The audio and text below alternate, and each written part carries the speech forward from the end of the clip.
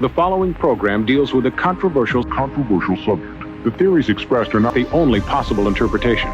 The viewer is invited to make a judgment based on all available information.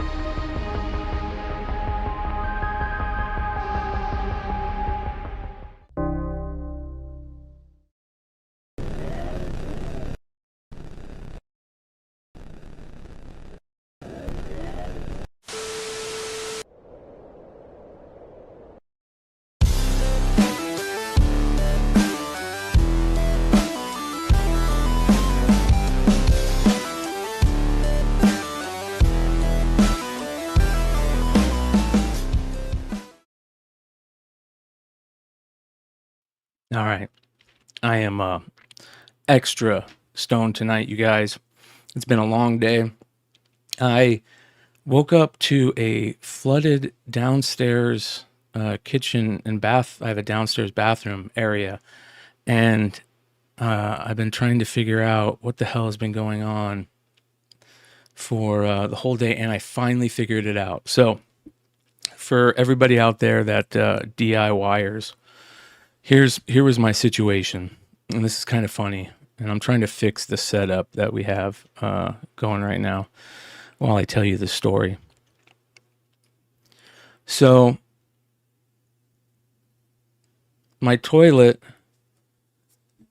when I go downstairs, it looks like the toilet is, there's some type of leak on the floor, right? So I'm thinking that the hose from the wall, the water hose from the wall, either at the wall or at the toilet, there's a leak or something.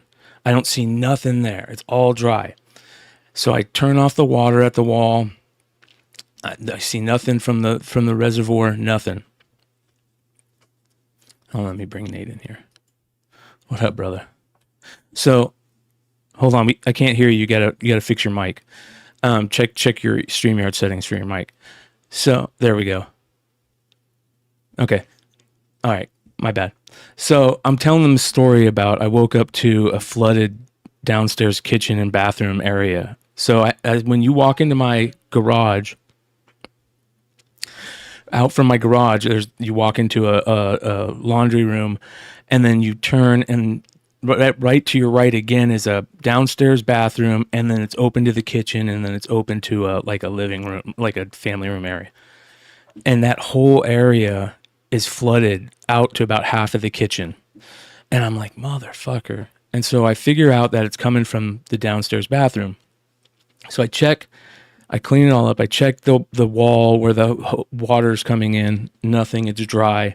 I shut off the water. Nothing, I turn the water back on. I go to grab something for my dad. I come back. It's fucking flooded again. And I'm like, what the fuck?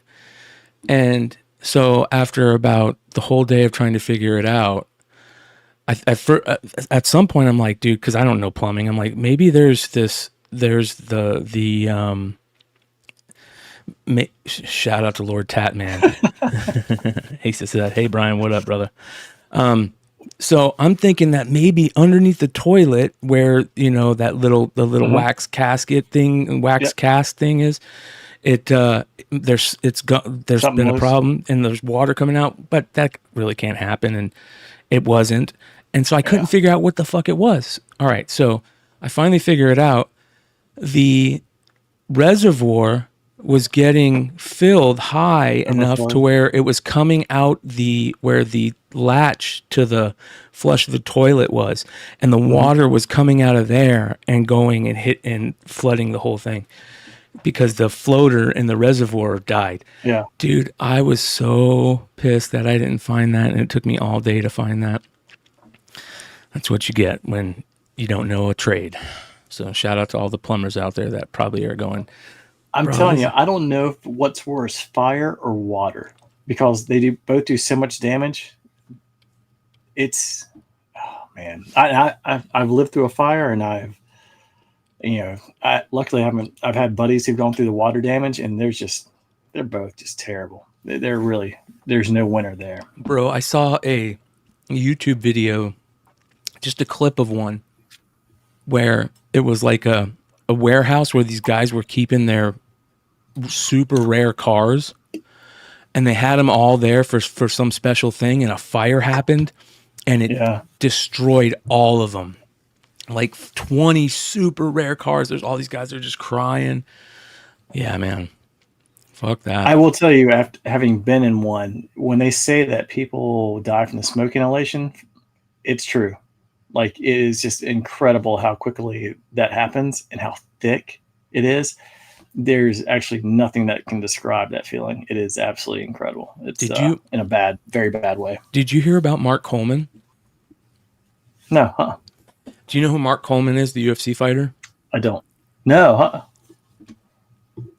I tried to watch prelims tonight. I didn't get a chance. So, Mark Coleman is a classic MMA fighter, and he's this guy.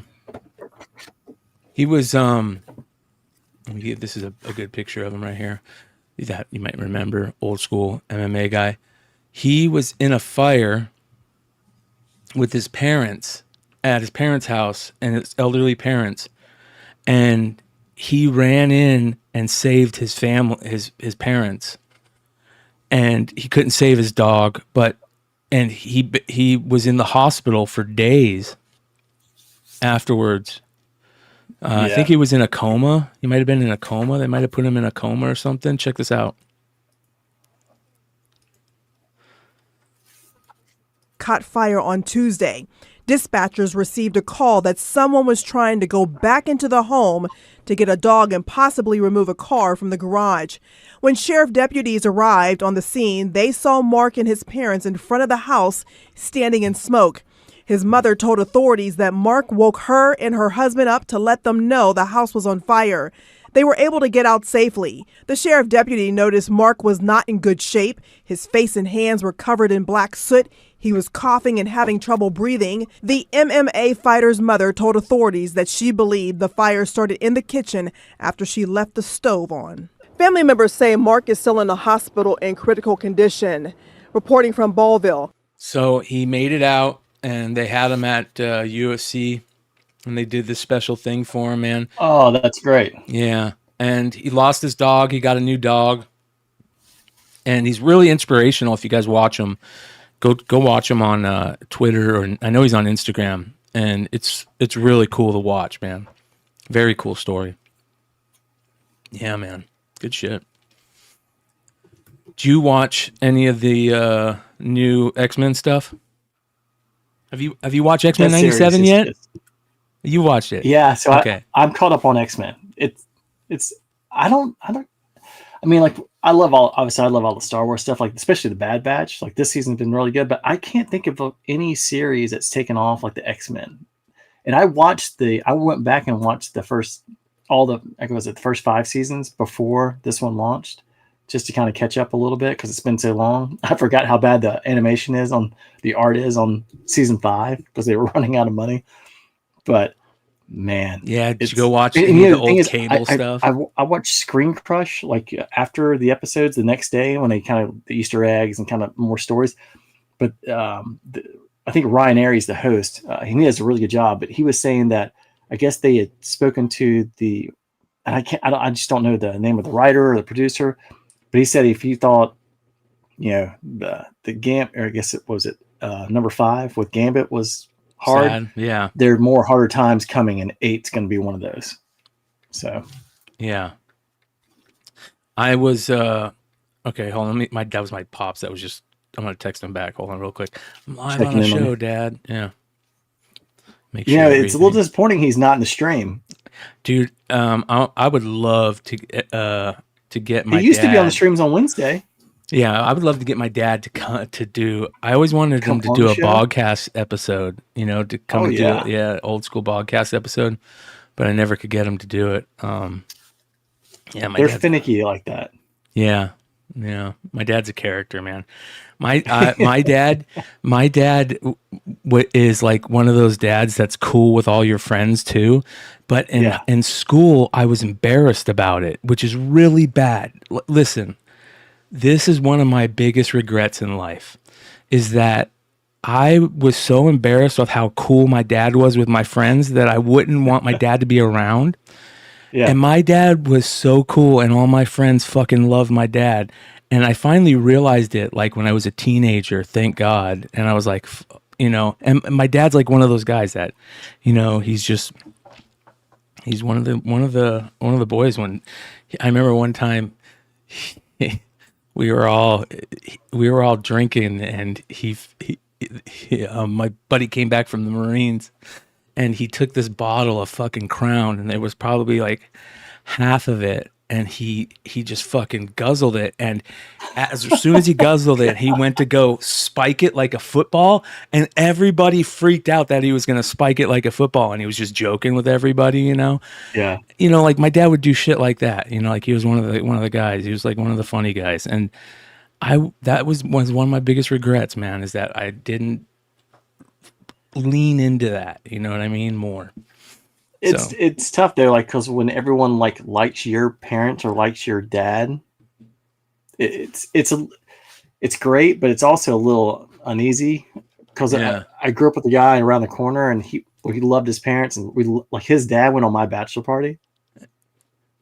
I mean, he was just a great guy, and but he's just it's just kind of weird. It's like, come on, I mean, but he's just, everyone loves the guy, and they completely respect him too. I mean, that's the difference. He can be one of the guys, but they also say yes sir, no sir, and listen to everything he says. Yeah, fuck yeah, you got to have respect. That's the one thing that I don't know what it's like with younger generations, if they have that respect for their elders anymore. You know what I mean? Like, I don't know if that's the case. So.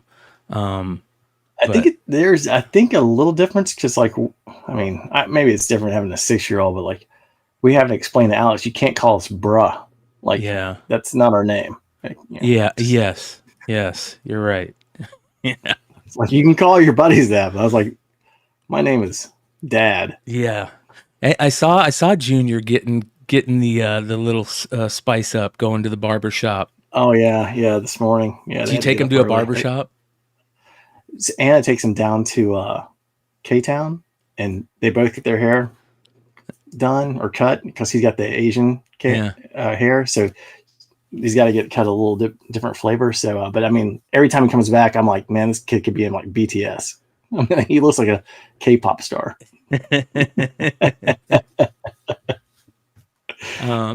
Yeah. By the way, you guys, the Discord is open. What you hear is from the Discord. If you hear any phantom voices and sound effects, shout out to Brad. All right, let me see here. There was some interesting stuff to talk about. Obviously, we're going to talk about C2E2. C2E2 this weekend was fucking huge, absolutely massive. Very surprising how good of a con I've heard it's been. A lot of crazy stories coming out of it. A lot of good stories coming out of it. We're going to be talking about C2E2 for the next 2 weeks. I guarantee it. A lot of people are going to be talking about what's come out of C2E2 for a long time. We'll get back into X-Men 97 for a little bit. I want to talk about some of my favorite parts that happened and how good that shit is. And it makes me want to go back and grab the old books and start reading them. Yes. And the thing is, it's, like Life, Death, Part 1 and 2, and then you have to go back, and it's especially with, there's just like such a broad spectrum that they've done. They've done a great job. Yeah, man. I think that you kind of said it. You put it a good way about going back and watching some of the old episodes, like how bad the animation was, and season 5, man. Yeah. And how good the animation is on this, and they do it in a way where it's hard to explain. It's perfect. You can tell that it looks kind of like, it has that look kind of like 97, but it looks good. It looks really good. Other than, I hate the way Magneto looks. I can't stand the way Magneto looks. He looks fucking goofy. I feel like the hair is a little too much. It's his face, man. It's his face. His face. So? He looks like Dracula, bro. I feel like so they've done 2 releases on the toys. They've done they did that on the first series. They did the regular Magneto, and the second one they did the Magneto that you see right now. And I didn't want to pick that one up. It's just not my favorite Magneto, like the Trial of Magneto, like that. That's not the the character. I think it's the shading. So they're trying to make him look or appear older. Yeah, I think once you get out of that, I think it'll change once things move forward. And I don't know what it is, man. There's something weird. Yeah, there's something weird. He looks like Dracula, dude. It's very weird. With the shading and long hair, you can't be that young and that old at the same time. I remember the time period out of everything that was going on because I was reading Operation Zero Tolerance and stuff back then, you know? And I also remember the time period when Magneto was, what was his name? Jonathan? Was it Jonathan? Where he couldn't remember his old self, and he grew the long hair and he was like a good guy. That was fucking terrible, man. That was god awful. It was bad. I was around that same time of Operation Zero Tolerance. It was maybe right before it, around the same time as Onslaught, which is probably very interesting. So the word is that this is the end of the first season's coming. There's 2 more seasons. All 3 seasons are connected. One main storyline, which is badass. That's super cool.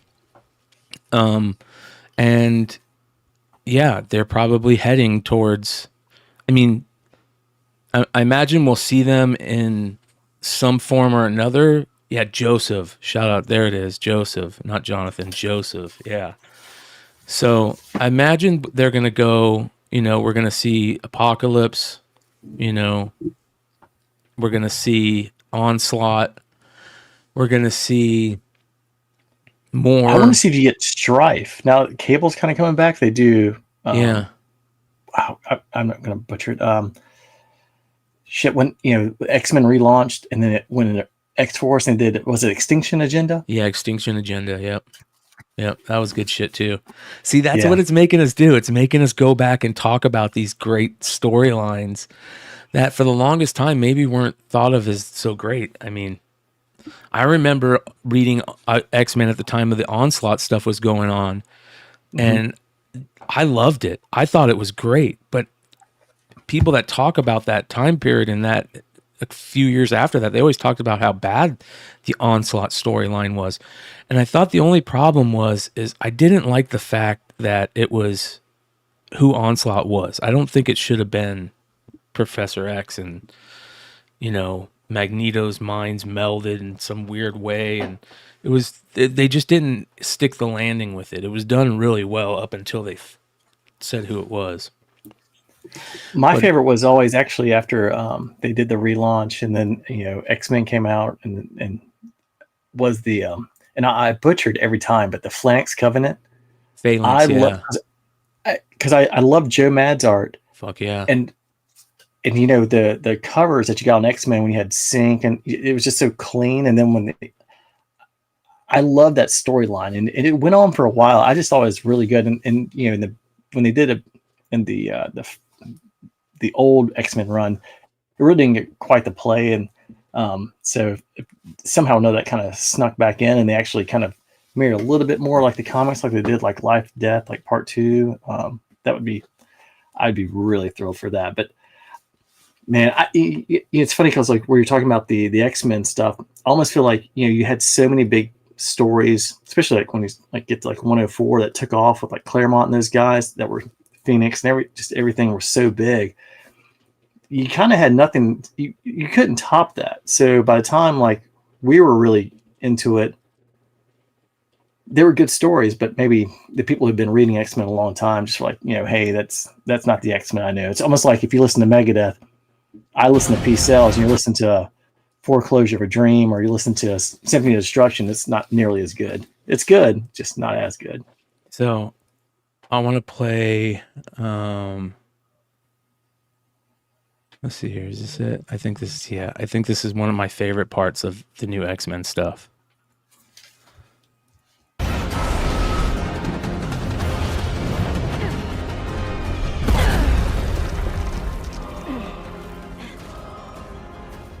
is a top secret United States facility. You are trespassing. Cease and I love this part because this is just pure fucking rogue badassery. Let's show everybody how powerful Rogue really is. You know, how fucking strong she really is, especially I don't when think I she's ever cared pissed. for her as much as I do now. Yeah, I mean, this is fucking crazy.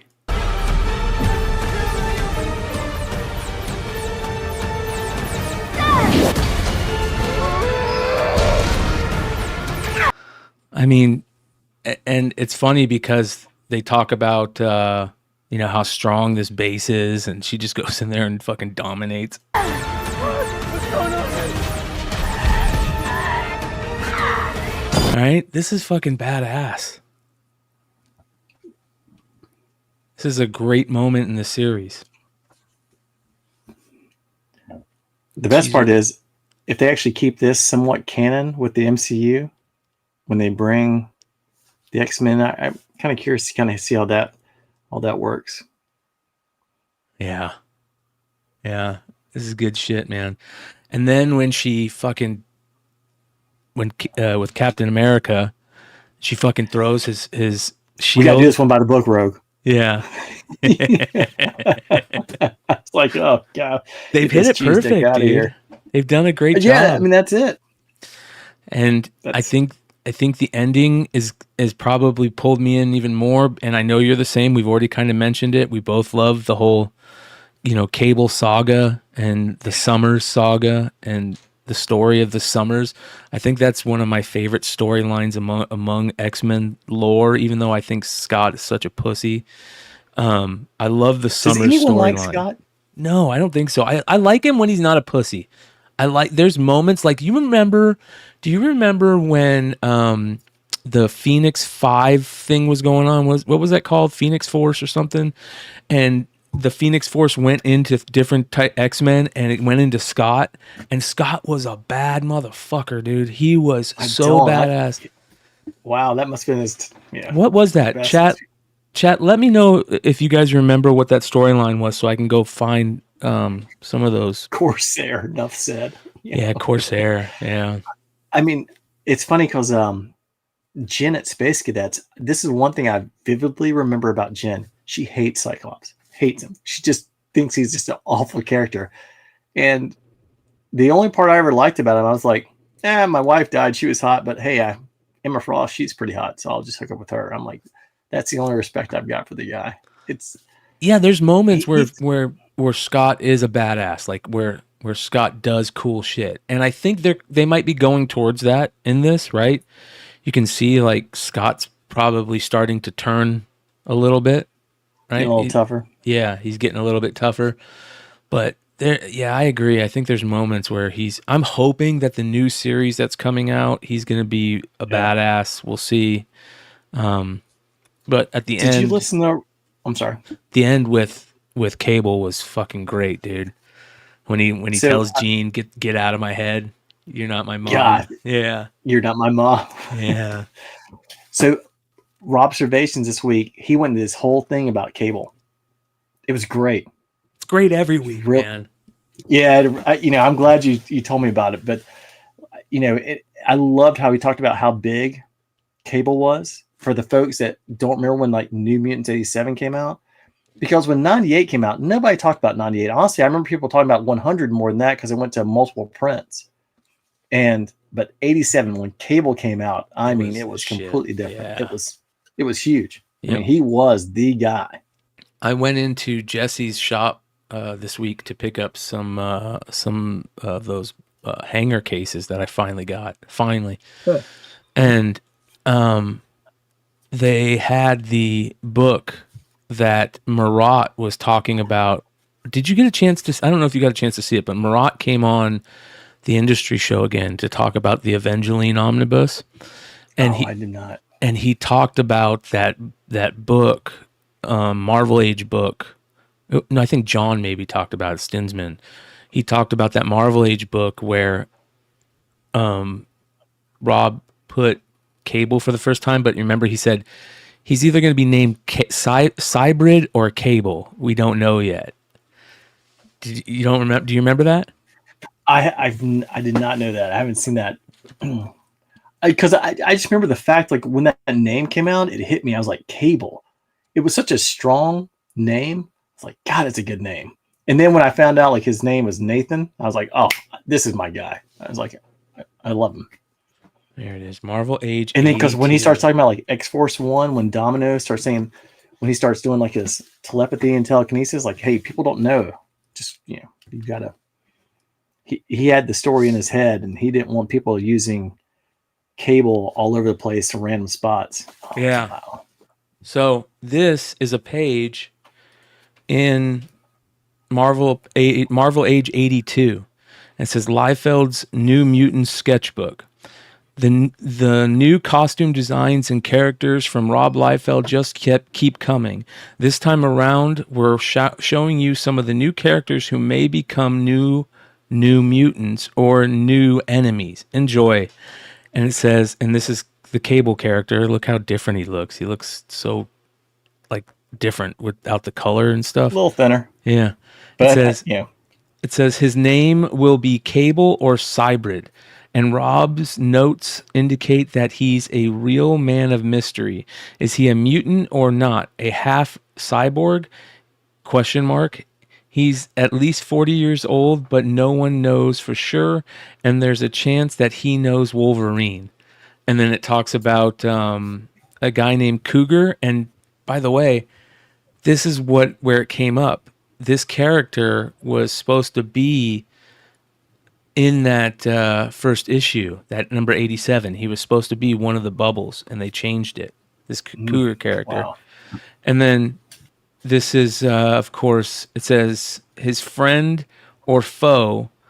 His name is not known, but just from the looks of it, he looks like someone even Wolverine would think twice about fighting, and that's Strife, right? So in the chat, I thought this was really cool. Laura of Brooklyn put Prophet was supposed to be a villain for Cable. Wow. Now that cool. Especially when you think about like Stephen Platt and like how Prophet came around the Extreme Studios and everything, I was like, that makes sense. Yeah, that's cool. And he's in Youngblood too on the cover. Like it's a Liefeld thing. That would be, oh man, awesome.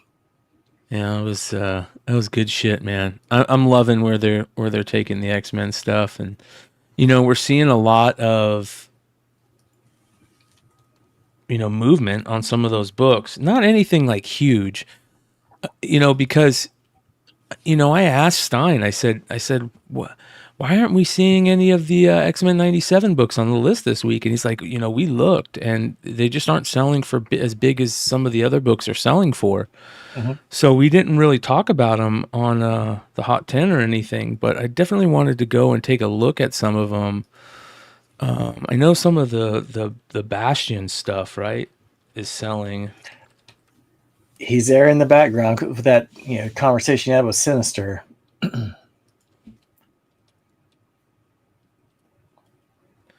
That's one thing too about X-Men. There's so many books.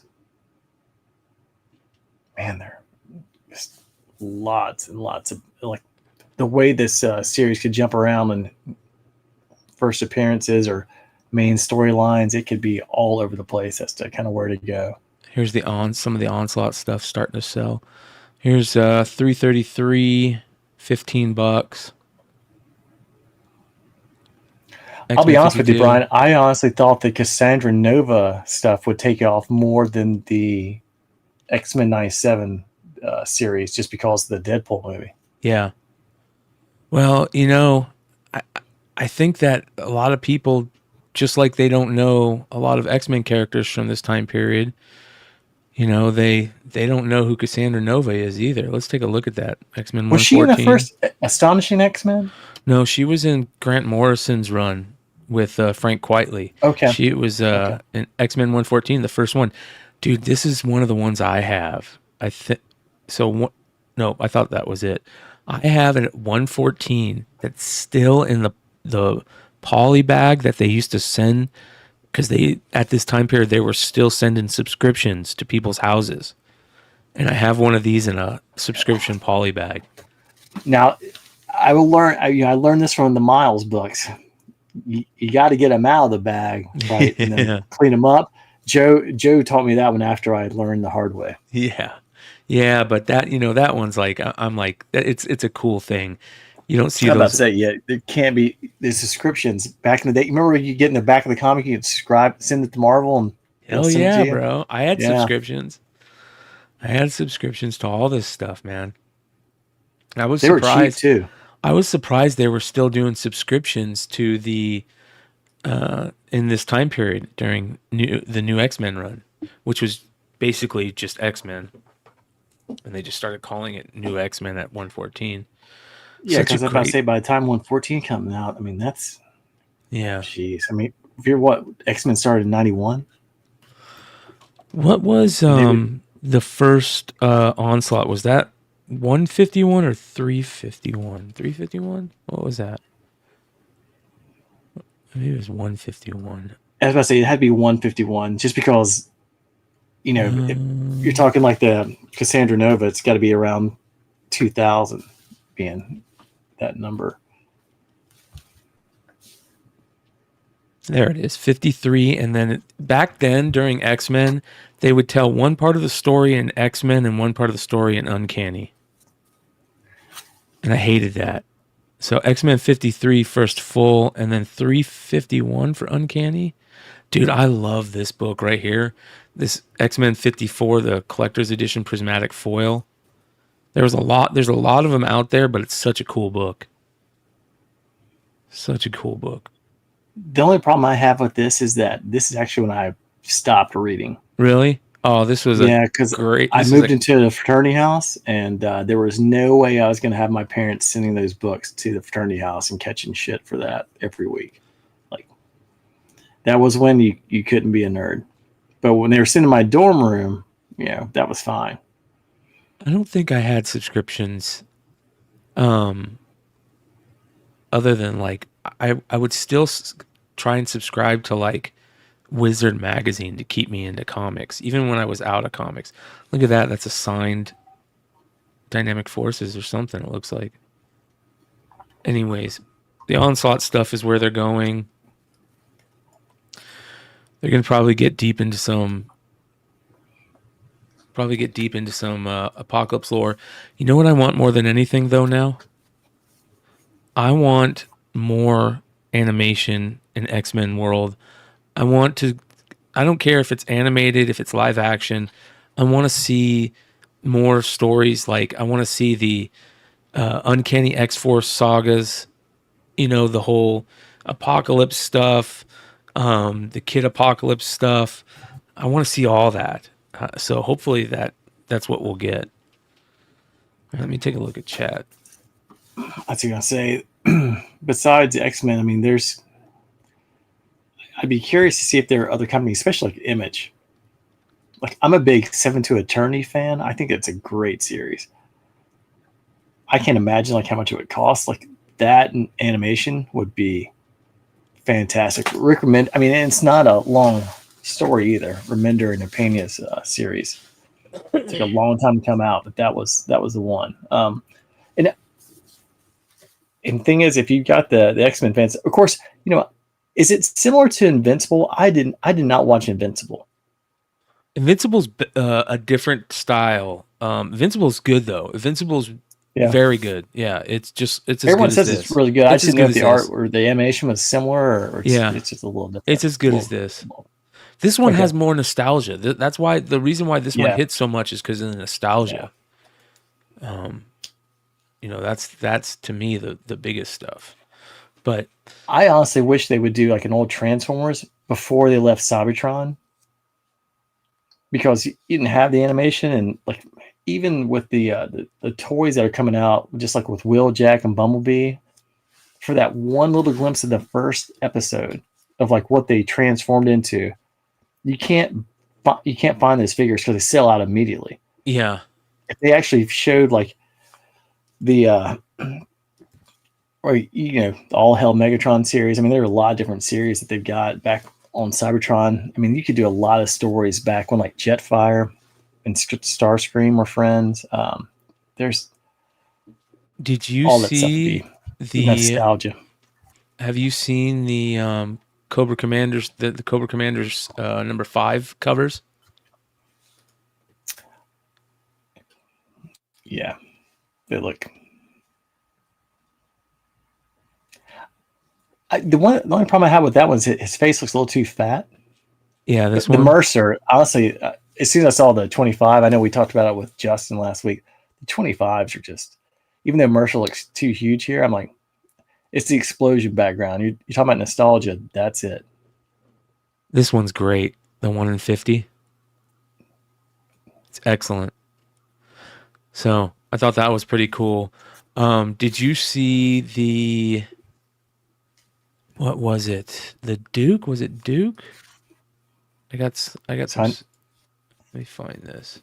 I'm going to show some of the stuff that I was talking about. But there was a Duke cover that they talked about. I want to say, let me find it. I got so many damn tabs up, dude. It's unbelievable. Yeah, there's a new Duke cover that's got, no, it's Destro. It's the Destro cover. That's what it is.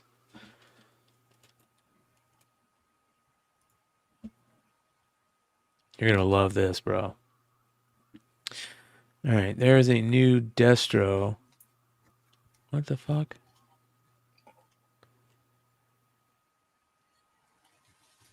There's like 30 comics coming up for Destro. Look at this. I type in Destro and all of these things come up.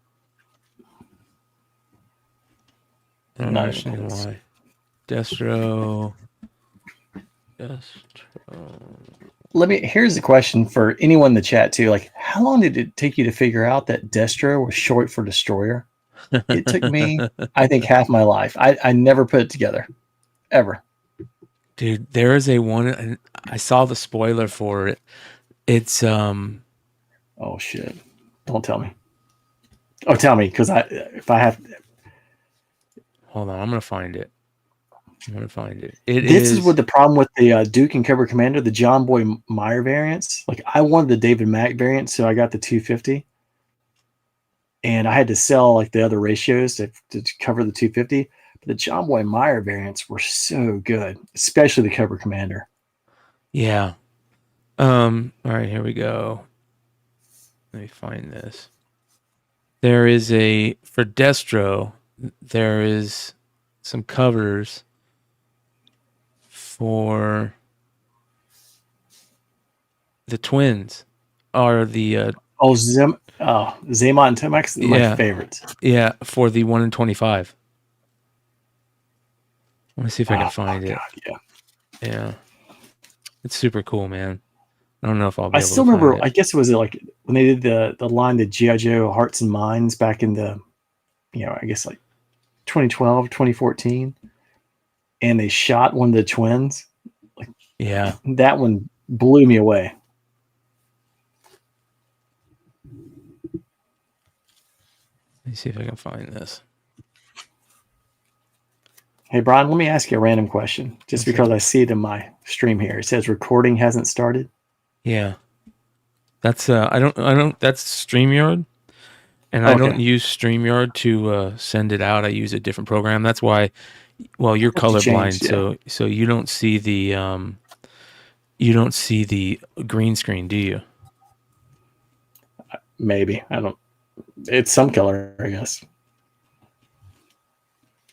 Yeah, it's a green screen that I use. Yeah, I can't find it, but when I do find it, I'll show it to you. It's pretty badass. And the Destro stuff is going to be really good. I'm really stoked for all that stuff.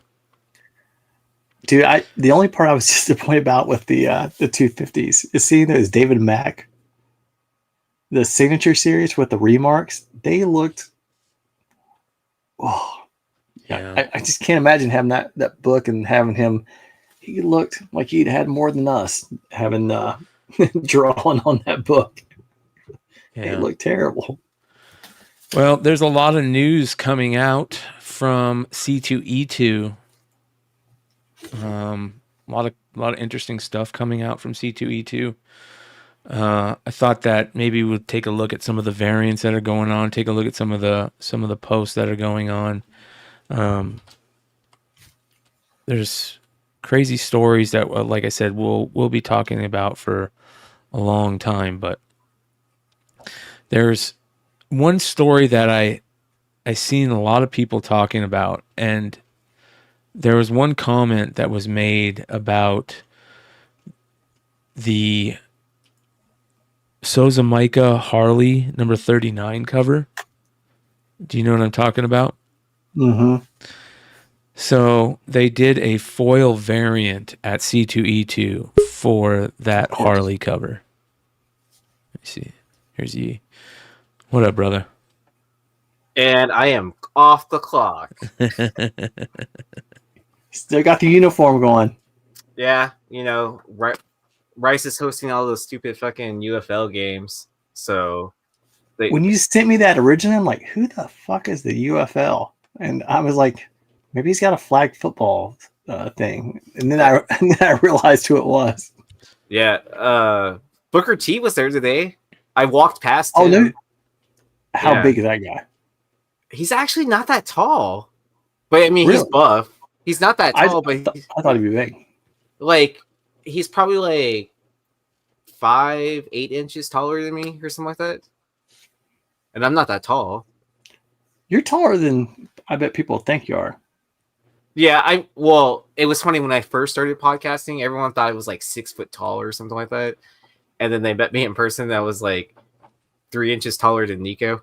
So Yeah, Nico was tiny. yeah. All right, so here's the book. For those of you guys that don't know, this was the cover to Harley number 37. It was just a B cover. It was an open order B cover, I believe. No, it was the Women of Marvel open order cover. And Wait, but this is Women DC. of DC. Women of DC. Yeah, Mm-hmm. Sorry. I'm a moron, yeah.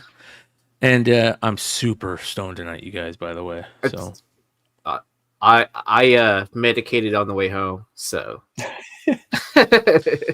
So anyways, it was the cover for Harley number 37. It was basically open order. It wasn't a ratio or anything. You get it for, I remember Hood bought like 20 copies from Billy. Remember that? Oh I was gonna say, yeah, I remember we hit it on the FOC. Mhm. Yeah.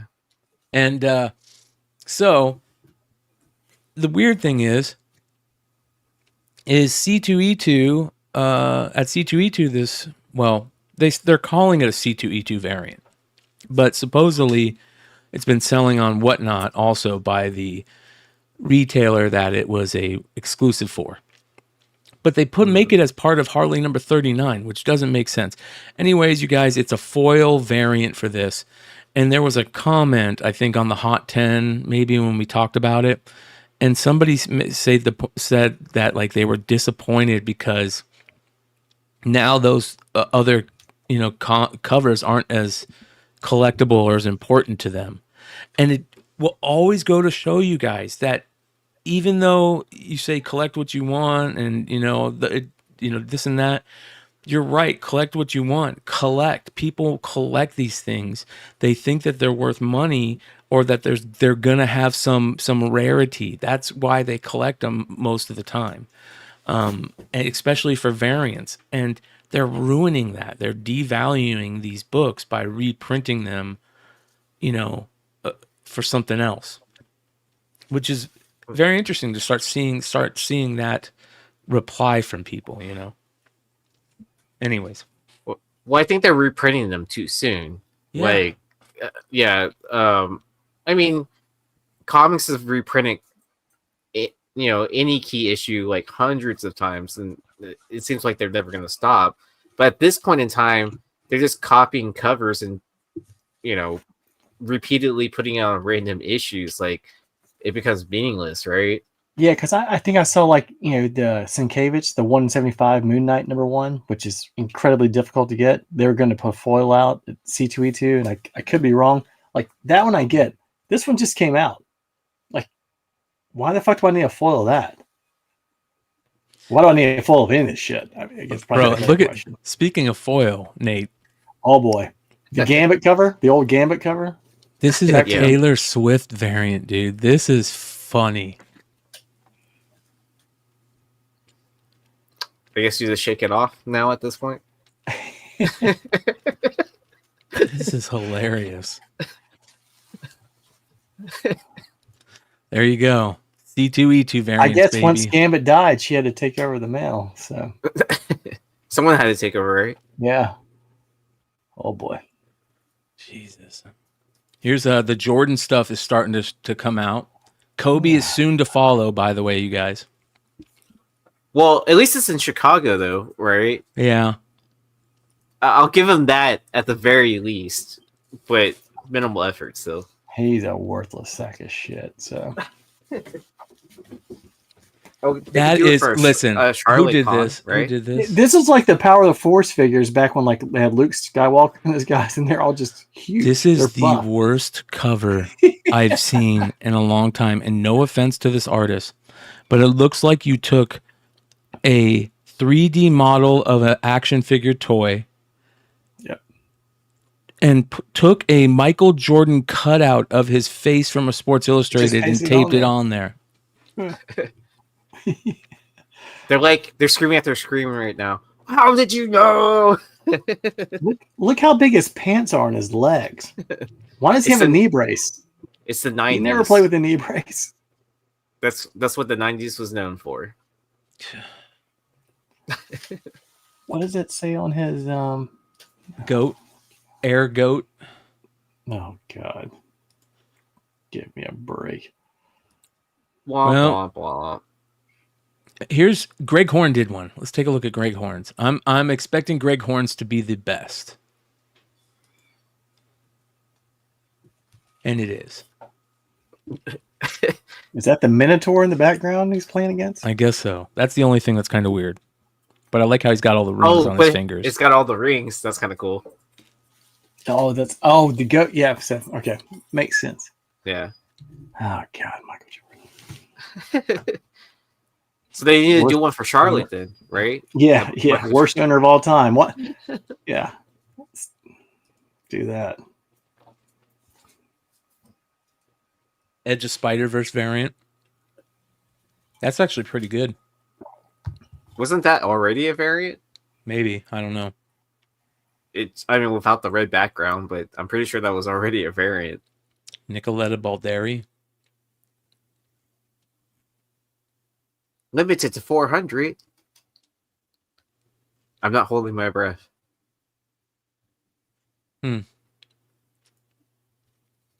This one I've been seeing a lot people talk about. The ECPD. That's kind of cool. Yeah, it's an Ashcan.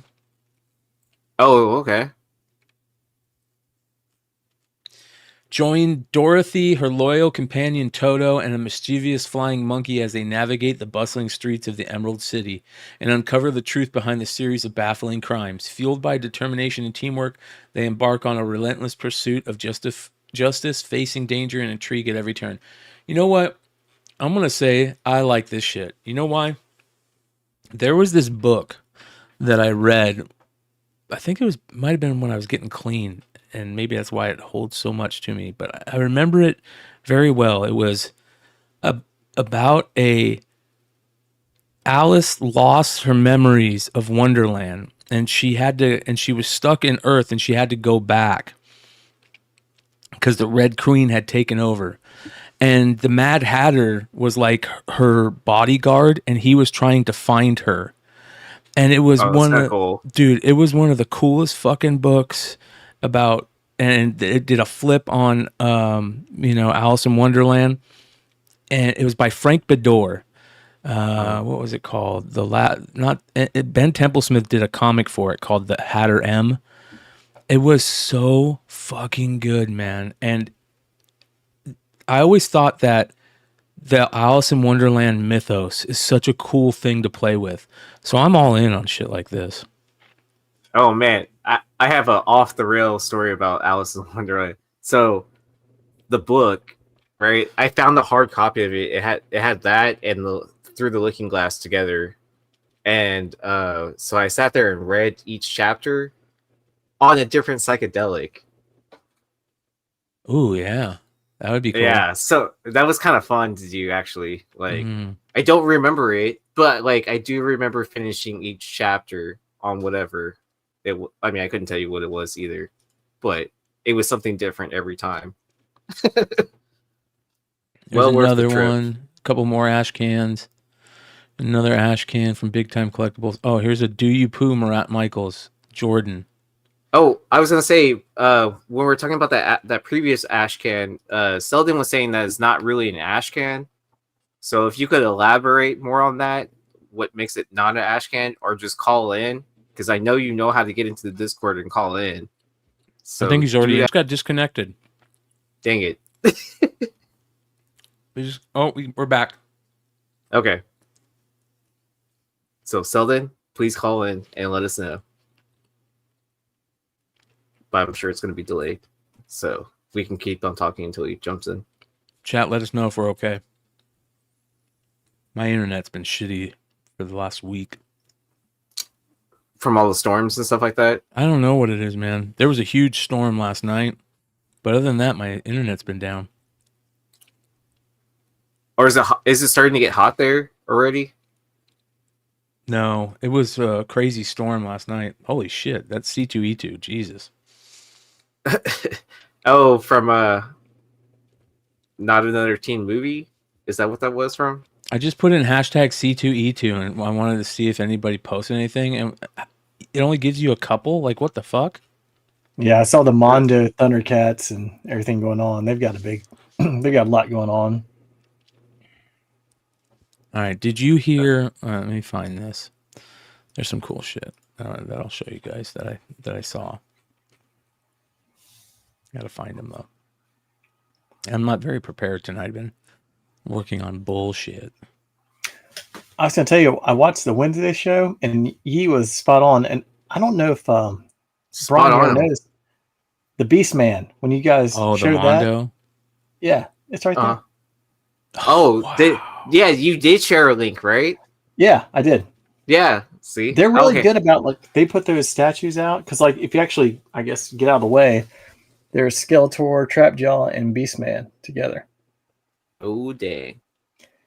But they're really good with. So they also do the X-Men animated series. So they're doing Magneto. They just did Rogue, and it was a time collection, and it ended.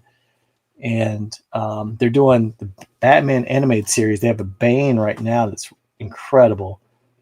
Ooh, let me know when there's a Joker. I will. Okay. They talked about at C2E2 they're going to do the real Ghostbusters, like the old cartoon.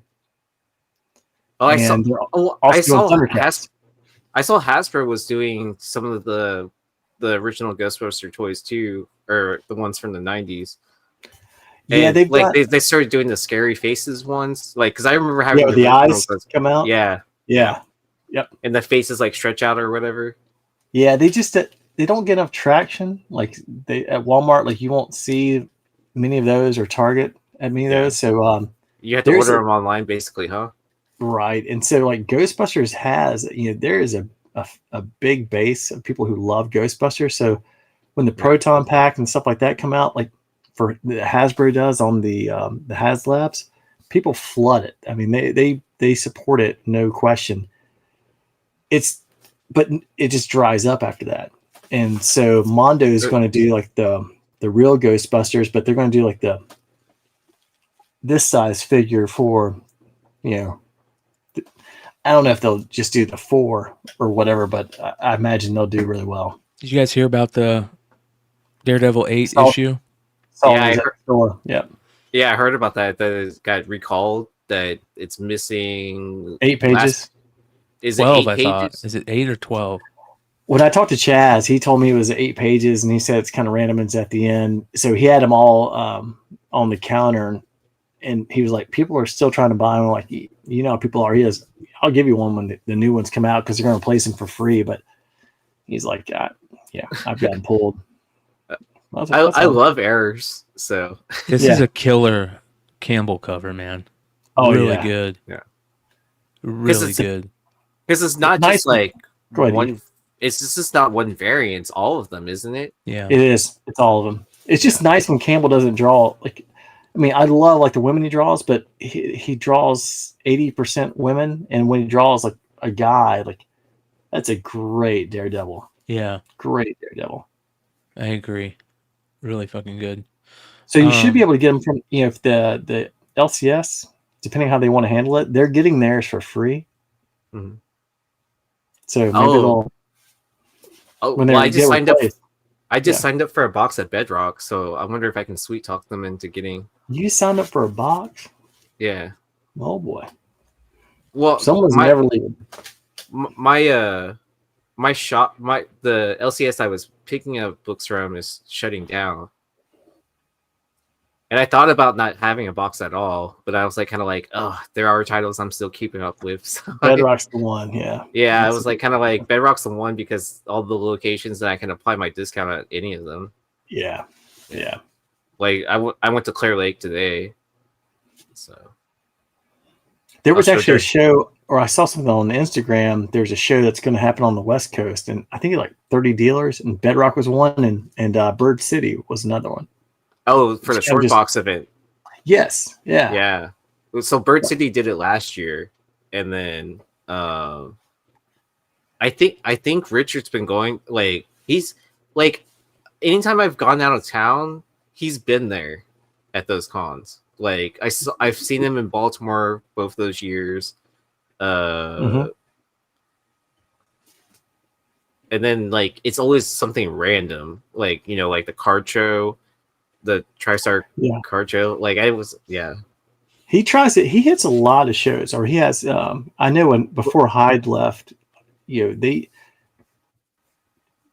if it wasn't him, and he was there a lot of times, he kind of had a crew. I mean, they kind of like a NASCAR team. They had their crew put it together, and they were on the road once like April started through September, October. They were going just to different places for shows. Do you remember Chris with all the tattoos that you? Yeah. So, him and I went to high school together. Okay, is he still there? I hadn't seen him. I haven't been down to Westheimer, but that's where he was when I met him. Well, I know he was traveling a lot with them, and then he was with Hyde. Yeah, they were doing a lot of that. So I don't know if he's still doing that or not, because I haven't. Like, I mean, I don't run into him very often anymore, but I know he was doing a lot of back office stuff, is what he was telling me. Yep. This Dick Tracy variant. Saw some people talking about that. I don't know. I heard the book's good. Is it? Chaz was telling me, he was like, it's not the Dick Tracy that you would think. He was like, it's Dick Tracy, but he's like, there's a little more edge to it, and he was like, it's good. I didn't pick it up, but I was very close. I might have to pick up an issue now just to read it. Yeah, I was kind of waiting to get like somebody else. Second opinion? A second opinion? Yeah. This is the Detective Comics book that was on the Hot 10 last night. Another C2E2 variant. I was in your area when I got back into town from Corpus, because my car was up there. Because we all drove in my guitarist's van, and so we got back early enough, and I stopped by Adventure Begins, and I was like, oh, I have $50 credit burning in my pocket, so I opened a box of F1 because they just had trade night. I was really trying to get a box of Chrome Black just to rip there real quick, and that was easy to transport, but ended up opening F1 instead. Did you pull anything? An out of 50 Ashton Martin card, and then a couple numbered Versepins. They're also making this a foil cover. Oh, didn't they already do that?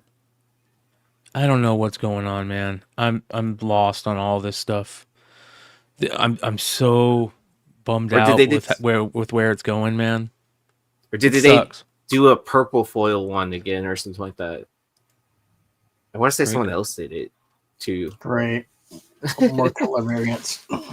Well, there was already a color variant for the original with the second print. That was originally issue 51, right? I don't remember, to be completely honest. 47, 51, I think, maybe. Let's take a look. No, what was that originally, chat? Because I want to go see what variants they put out for that originally. Was it 47? 48. I remember the call.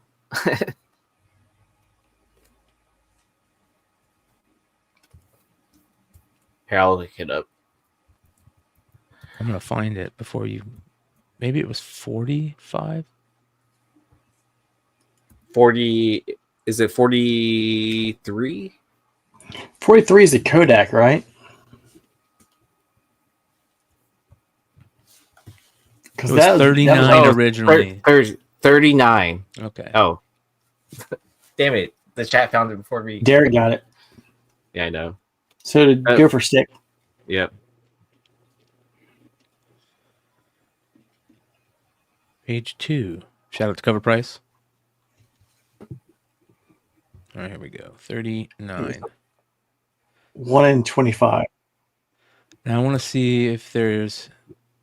So they did a second print purple, and a 1 in 25.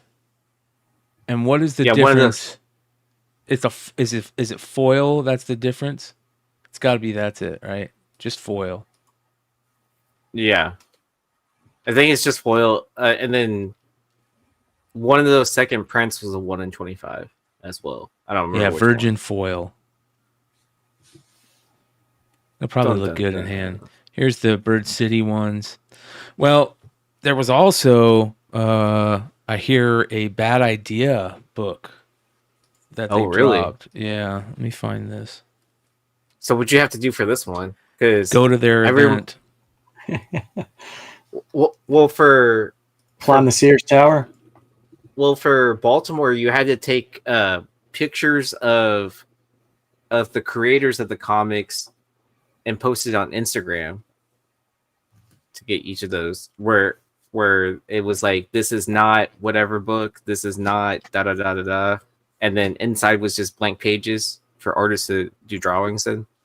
This one says, we are giving away copies of the convention exclusive All My Friends Are Flowers, a tanker's story, to eligible attendees at the Bad Idea panel. So we're debuting the Space War teaser trailer and brand new art from Priest, Cul-de-sac Tankers, and more. So there you go. Have at it. I think I like Bad Idea. I think their marketing stuff. I think the ideas are always good. I just at some point I wonder if how many people even care now? A little bit. A lot of people still care. It's surprising. Yeah. Yeah. And I got to be honest. I saw some art from the new. Let me see here. Hold on. Well, at this point in time, it has a cult following now. Yeah. Look at this art. I always wondered that they always going to have that same following. I gotta blow this up to show you this. This art is so fucking good, dude. And I got to see the tattoo of Dinesh. Oh, that sounds like a good San Diego thing to do. We're gonna get portraits of Dinesh on our chest. All right, let's see here. Look at this art, dude. This is a new story a new book they got coming out, and this is just one page. I got to see like 3 pages of this, and it's some of the best comic book art I've ever seen.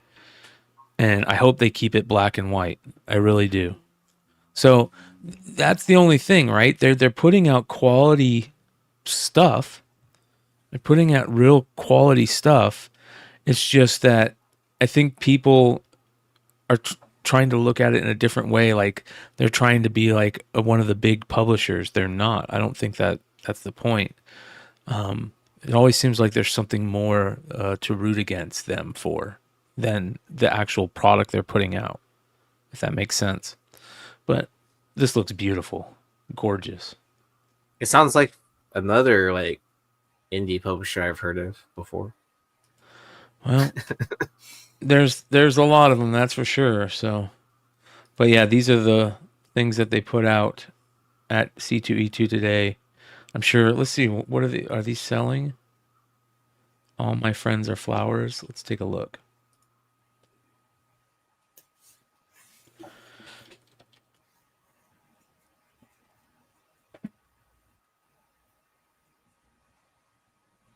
All right, here we go. All my friends are flowers. $250. Holy shit. Right out the gate. All my friends are dead. None have sold yet. There's 2 up, one for 250.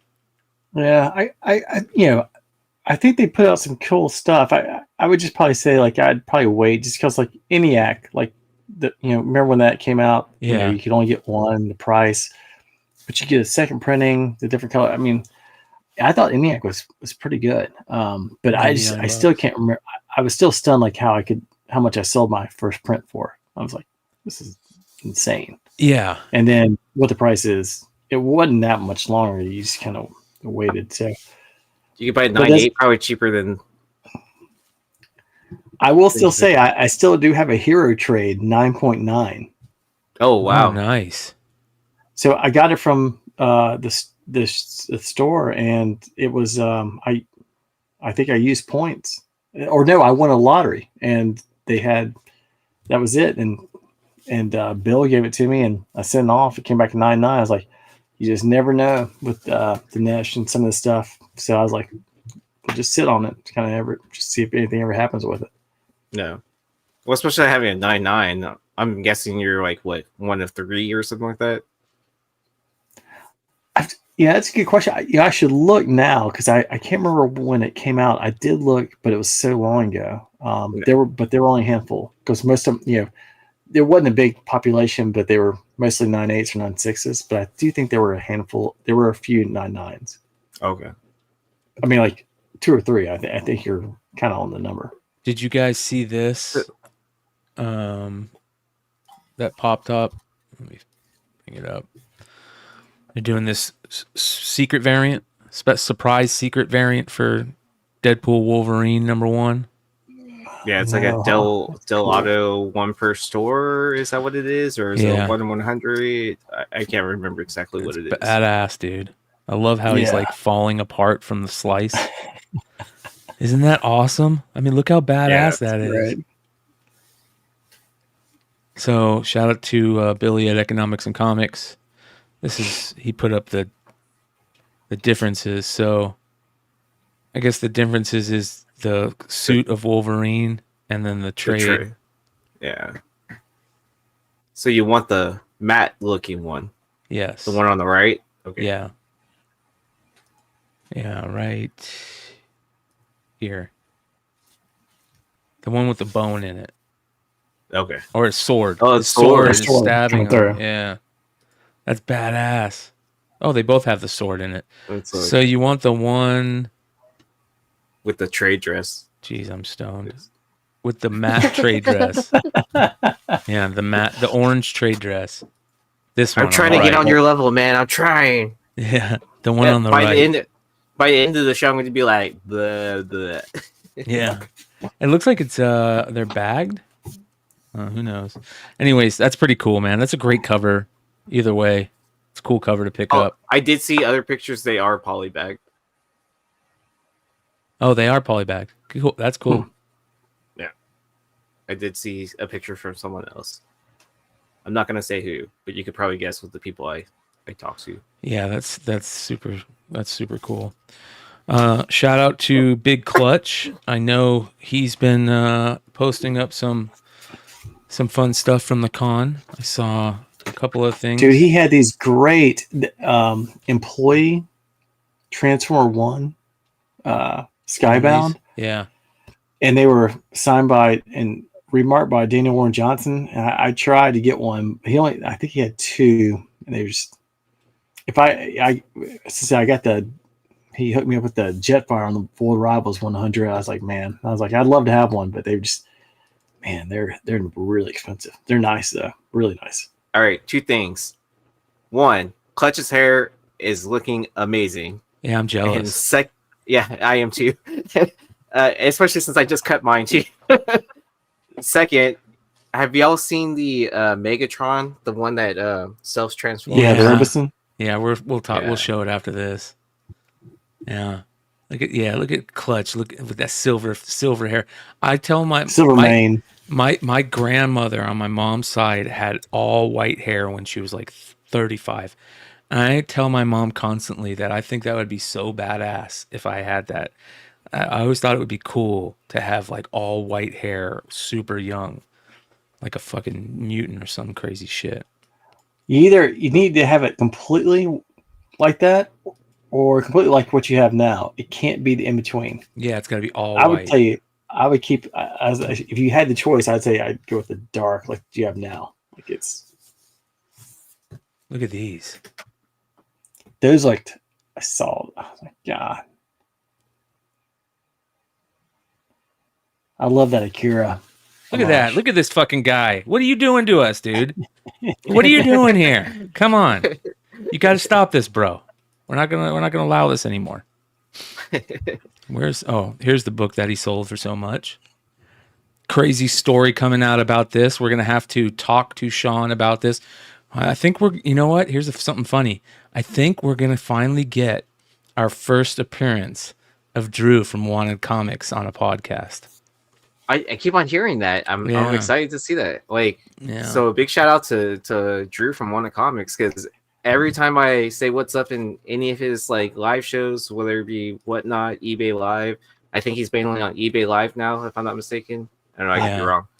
But I thought he was going to be on the industry show. I was like, I'll believe when I see it.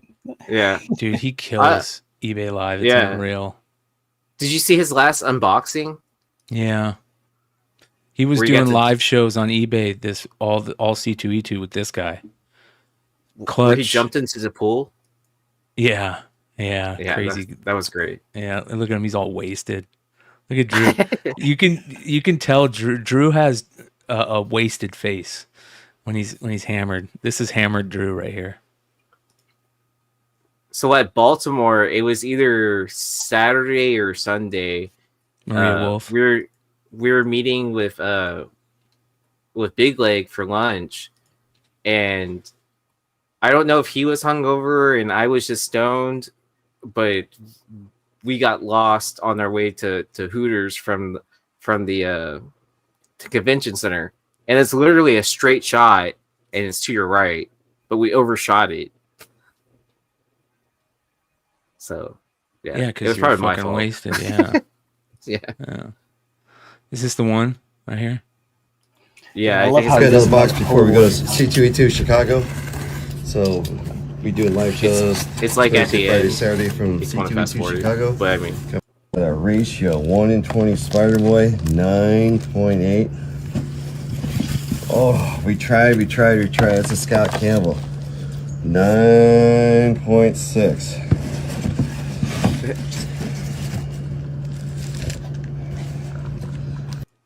But all right, hold on.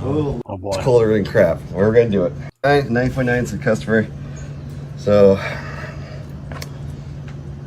the water is colder than crap. We're gonna do it. What a nut. Oh lordy. Heart attack. He hit a 10 on a book. It's why he's jumping into the pool. Oh, we tried. It's a Scott. Bulls jumped in the pool. You know, I'll get a jump in the pool. We get 10.0. You know that, right?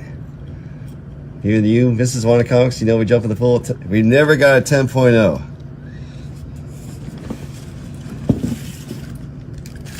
Let me take off my shoes, my friends. Look at that. We got a 10.0. Wow. That's our very, very first 10.0. Lordy. We got the 10.0. Oh my goodness. Again, these are all customer books. So 9.9 is the customer. So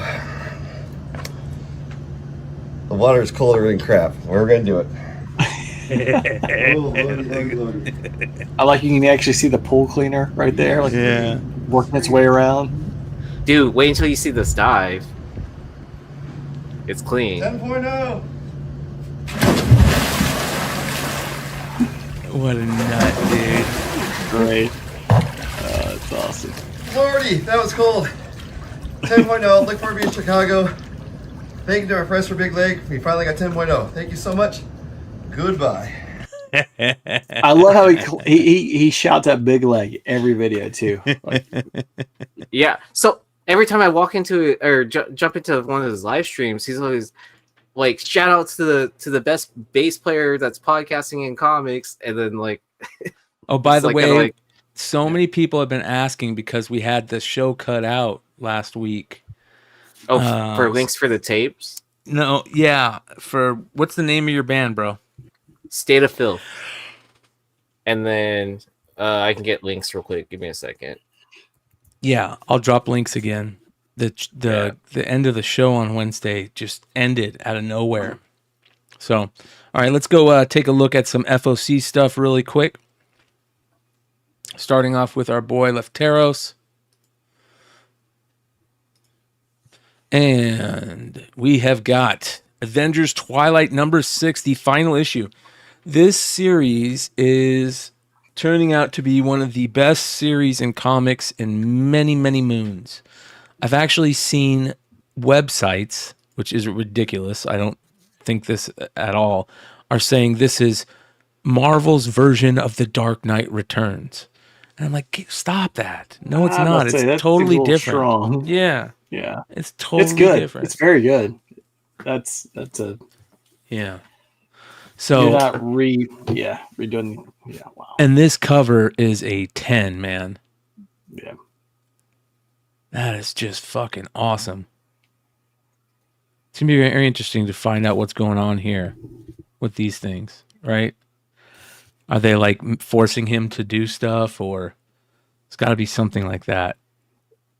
So he says, Alex Ross cover, very excited to see how this epic series will end, but also sad that it'll be the last issue. Great run has been. See, I'm okay with this. If we have great little stories like this, this is what we want in comics. We want great little stories like this. This is how it used to be. You know, you know who I love watching? If any of you guys get a chance to watch, there's this guy named Steve Says Boom. He works for Torpedo Comics.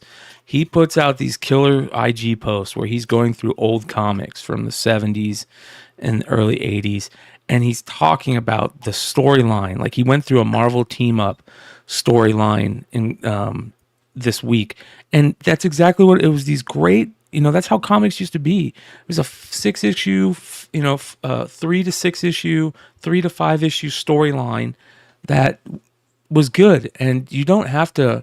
I'm okay with them doing these separate series, but I'm okay with them also doing this and just put this in Avengers. Have this be an Avengers. That's what Old Man Logan initially was. It was in Wolverine. Yeah. That's the whole thing. Like, all you have to do is just put a number up at the top that says like 101, 102, 103, and this one's part 1, part 2, part 3. It's when Robin died, Death in the Family, there are 4 parts. I mean, like, it's not a really difficult concept. That part I do not get at all. Like, why have to restart everything? But people love number ones. But you can throw a number 1 up there if you want. Just keep the other numbers are somewhere. Reset. Jesus. Yeah. Next, Cobra Commander number 5. So. Well, that's kind of a cool, scary looking cover. Yeah, we just showed this. There's a really good 1 in 50 variant for this. But Joshua Williamson, man, probably my favorite writer in comics right now. I loved it when he was working on The Flash in DC. He did a lot for that run. Yep. So, introduction of Cobra. Next, we've got... What's that? Great. Oh, it's just going to be great. Oh, yeah, dude. Oh, yeah, I agree. Edge of Spider-Verse number 4. You've got this Chad Harden cover, first appearance of Spider-Woman from the Spider-Man Beyond the Spider-Verse movie, which is interesting. This will probably be a nice little spec play. I don't know how long it will be. Maybe a 2-day, 3-day spec play. Who knows? Moving on. Scarlet Witch number 1. This is the Wen variant. Tran Wen. And this is fucking gorgeous. Holy cow. Story by Steve Orlando. That is beautiful, man. Most of the covers are good for that. And then Superman number 14. You need to add it to your list. First cover art. For her? Tran. Is it? Tran the Win? Oh, first comic book cover. Yeah, it is. Yep. Look at that. What does he say about it?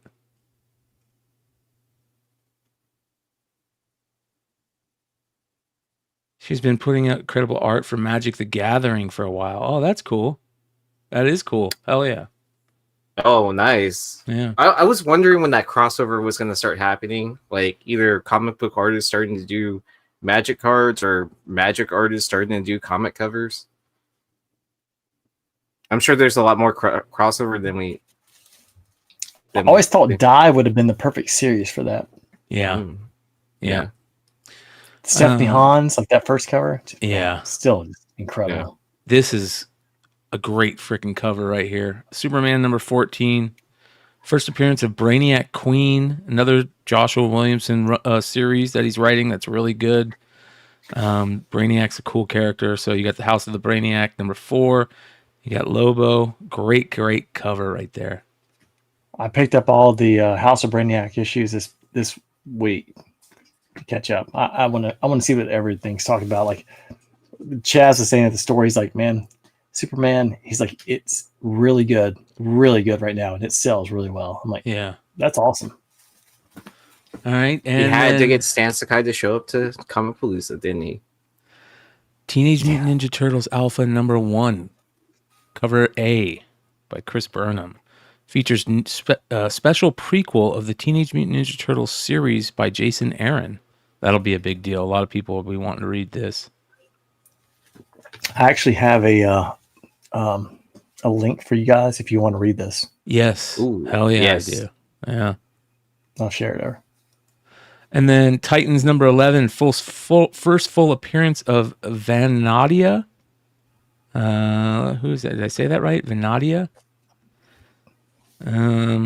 Surprise cameo appearance of Vanadia in the last issue, but this one will mark her first full appearance. It was implied that she is a powerful character who could take on the entire Titans team. That's interesting. And then Ultimate Spider-Man number 4, first appearance of Otto Octavius. This series is still super interesting to me, man. I read the first page of this, and it's cool how they bring in Octavius. It's going to be interesting to see where that goes. Yeah, I haven't gotten number 3 yet. It was gone, but I just hadn't a chance to add it to my list, so I'm waiting for the second printing. But 1 and 2 have been awesome. It's just amazing, like how good that is, and then you get Ultimate X-Men, and it's just yikes. Yeah.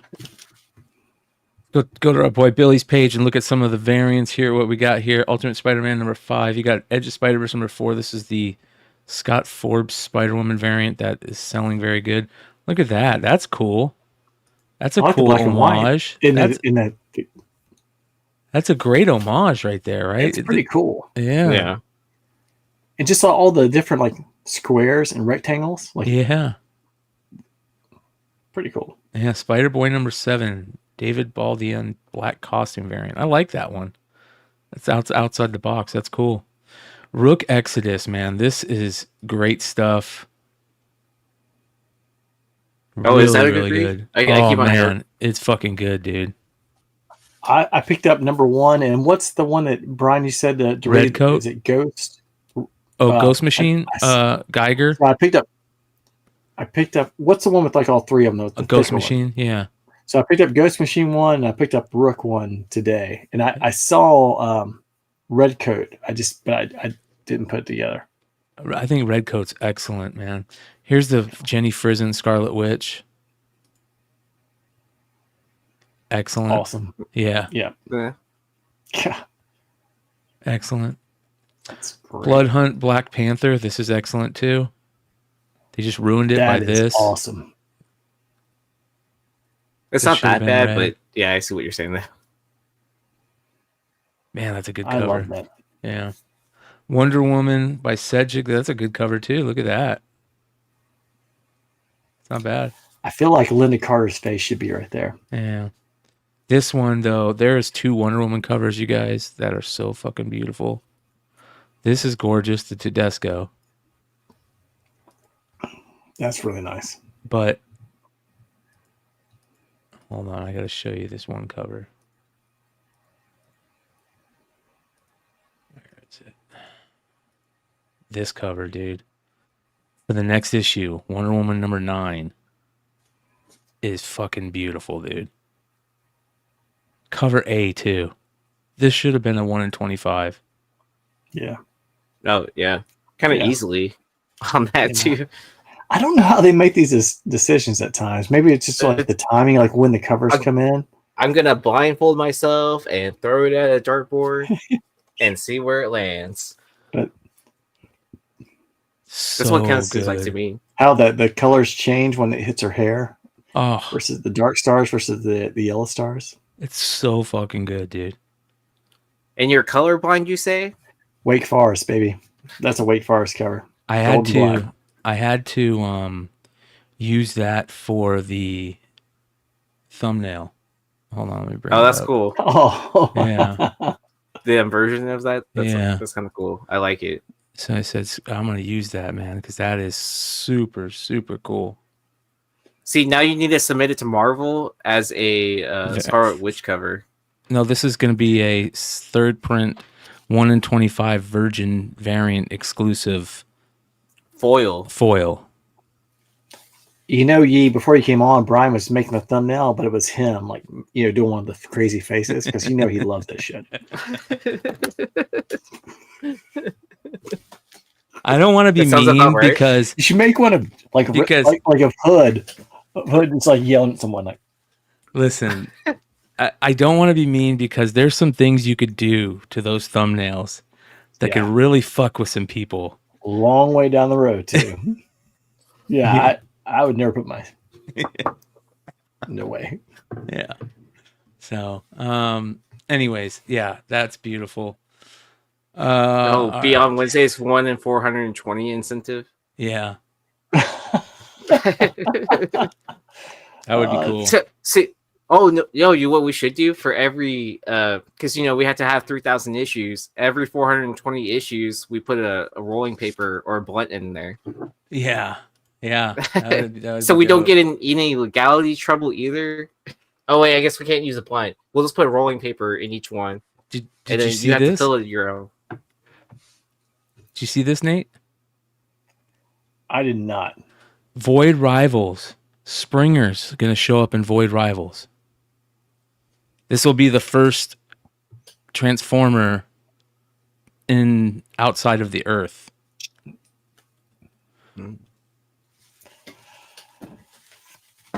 So, first triple changer. I remember those triple changers were a big fucking deal. Oh, I do. And, dude, Astro Train Blitzwing started the whole trend. Yeah.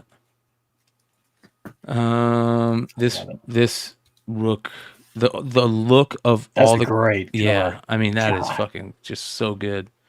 Ghost Machine's killer.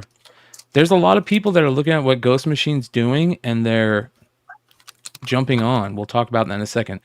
This is Pablo Villalobos, aka Lobos, Catwoman 65. Not bad. Sam and Twitch. This is really good Glapion cover for Sam and Twitch. Look at that. I always feel like this is going to be one of those books that actually the story is incredible. And I don't read it because I just remember like with all the Image books, like it was just that and Shaman's Tears and Union. I wasn't reading because I'm like, I can't get all these, and Sam and Twitch I don't need because I got Spawn. But I feel like that's Shout probably out to one of the Niobe ones Comics. you probably should be reading. But I don't know. Yeah. Well, here's the thing. McFarlane writing it. Simon Kudranski is doing the interior art. That's a win to me. And Sam and Twitch were always cover's cool. Yeah, super cool characters. So yeah, I like that. I think that's dope. Ultimate Spider-Man, you got the 50th anniversary of Wolverine, and I got to be honest, you guys, I know everybody's talking about how great this run is, this Benjamin Percy run, but and it's 50th anniversary. I think it started. I think it's not as strong as it's garbage right now. Wolverine definitely not. It's strong. Wolverine loses his, ability to be basically ever living. And the healing factor gets shot out. No healing factor. So he goes and puts on an adamantium suit. That is so cheesy to me, bro. He was already encased in adamantium once. Why does he want to do it again? Yeah. But there's a bunch of covers for this, so be on the lookout. 50th anniversary of Wolverine, and there's also doing a Donald Duck is 90th anniversary of Donald Duck, so they're doing a Wolverine. What if Donald Duck was Wolverine variant too? That I saw. I would not want to be Scrooge McDuck at Christmas. Yeah. Darth Maul, Black, White, and Red, #2. Of course, going to have great covers.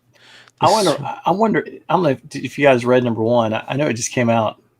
I've never read any of the Red, White, and Blues or Red, White, and Blacks. It just seemed like the stories are ever any good. Yeah. It's always like mini stories, like 3 stories compiled together to make like one. And they look great. Yeah, the covers always look great, and the interiors are kind of always like one story is like semi decent. So I feel like Tarzan plays like Jane. Well, I feel like it's like almost like a tryout, right? Like, hey, what if we did publish you? What can you create? Yeah. And then like whatever they hear back, like amazing feedback from, obviously that's going to be the next miniseries for that person. Yeah, that's why I feel like what it's used for. No, it makes besides sense. cool covers. Look how beautiful that is, man. That is gorgeous. That flame. Well, there's rumors now that Mahershala Ali is not going to be in part of the Blade stuff, and they're bringing back Snipes. Snipes? Yeah, he signed on to be part of it. We just don't know if he's going to be the main guy or not. But he signed on to be part of it. Yeah, Richie talked about it last night. Whatever you want to do, both guys are great, but make sure you have a fucking story, because Marvel's run that issue before. Well, he's got to enter into a rave at the beginning of the film, is all I'm saying. Yeah. More Void Rivals, another Springer. Yeah. Jango Fett, Phil Noto, Skier and Keeve, Master and Apprentice variant. This is cool right here. I saw this. Blood Squad 7, #1. After 30 years, the brand is back. 30 years ago, Blood Squad 7 was America's most popular superhero team. Its members were seen on television, on magazine covers, scoring $1 million endorsement deals. They were celebrities. They were everywhere. But that was then, and this is now. And so a new generation of modern-day heroes takes up mantle of perhaps the poison chalice, fulfilling a promise made decades ago to be heroes that a fractured America needs. There's talk about... I heard there's talk about some crazy guest appearances in this. I saw that too, or I read about it. I was like, this seems like it could be really good. The Spawn stuff? The Blood Squad. Blood Squad 7. Just like the whole premise. I'm like, the idea. Because I don't know why in my head I just think like Watchmen. I'm like, older heroes that should have been something, and like now, what are they now? Yeah, we'll see. It's a nice Batman Brave and the Bold 13 variant. Rise of the Powers of X, Nakayama. We saw that the other day. That Wonder Woman 9 is so fucking beautiful. So good. Feral #3. Shout out to Trish and Tony. That's a great cover right there. Have you been reading it? Yeah. It's good, dude. All right, I'll have to check it out.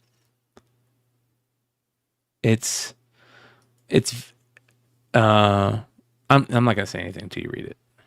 We need to all read it and go through it and do a comic review. Yeah.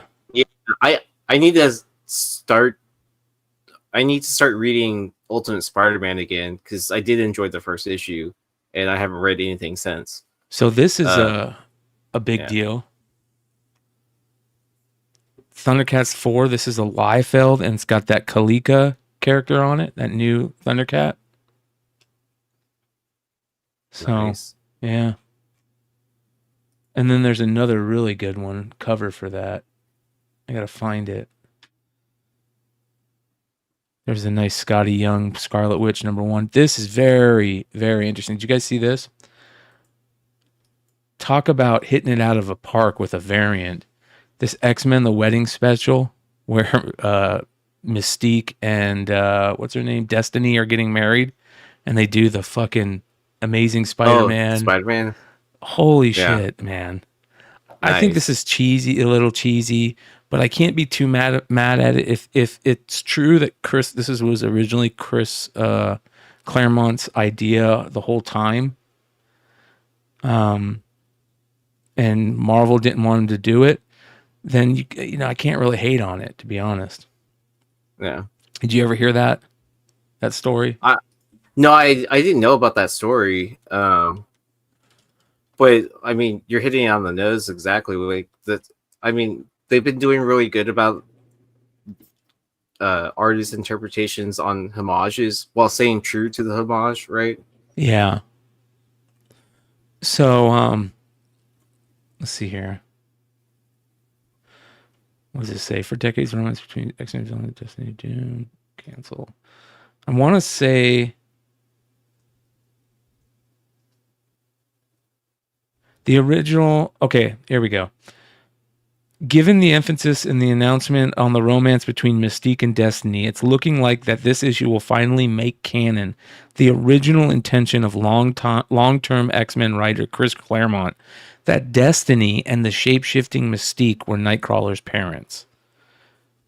So, if that's the case and that's what he originally wanted, then, you know, it is what it is. Oh, but it was too... So how did Ezekiel come up with it? How did who? Azazel? Ezekiel. Yeah, sorry. Azazel? I thought it was Ezekiel, but yeah. So because he was the dad. So here's what they did. Right. So they retconned it like twice. They retconned it to be Azazel as the dad, and now they're saying that Mystique changed into Azazel and impregnated in Destiny. See. Okay. Yeah. So, very interesting. It's science. It's science, yeah. Yeah.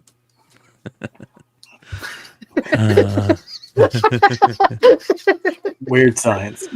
Yeah. This is the variant, Nate. Oh God! Why don't we put Wyatt and Gary from Weird Science on there and just check? I'm sorry, Wyatt, for being such a shit all these years. There's another Frank Miller Wolverine cover coming out. There you go. God. Yeah, it's pretty rough. I think Alex did that. No way, that's Frank Miller. Look at this. Oh man, I'm so excited to get my Yesenia Frank Miller covers now. Look how I will tell you, I got one of the CGC remarks from him on the Dark Knight Returns. Mm-hmm.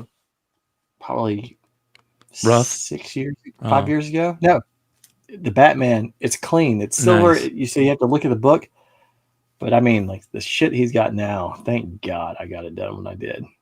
Yeah. This is a really good Tyler Kirkham, man. This is a really good Tyler Kirkham. Oh yeah, I did see this. Like this would be really nice to send back into him because he has a CGC remark coming up and signing. Is this does he consider this a battle damage variant though? I hope I not. don't think so. Yeah, because it's in that pose, right? It's in that pose. It is. It's unfortunate. Yeah, it is. Yeah. So I can't wait to see the whatnot variants for it.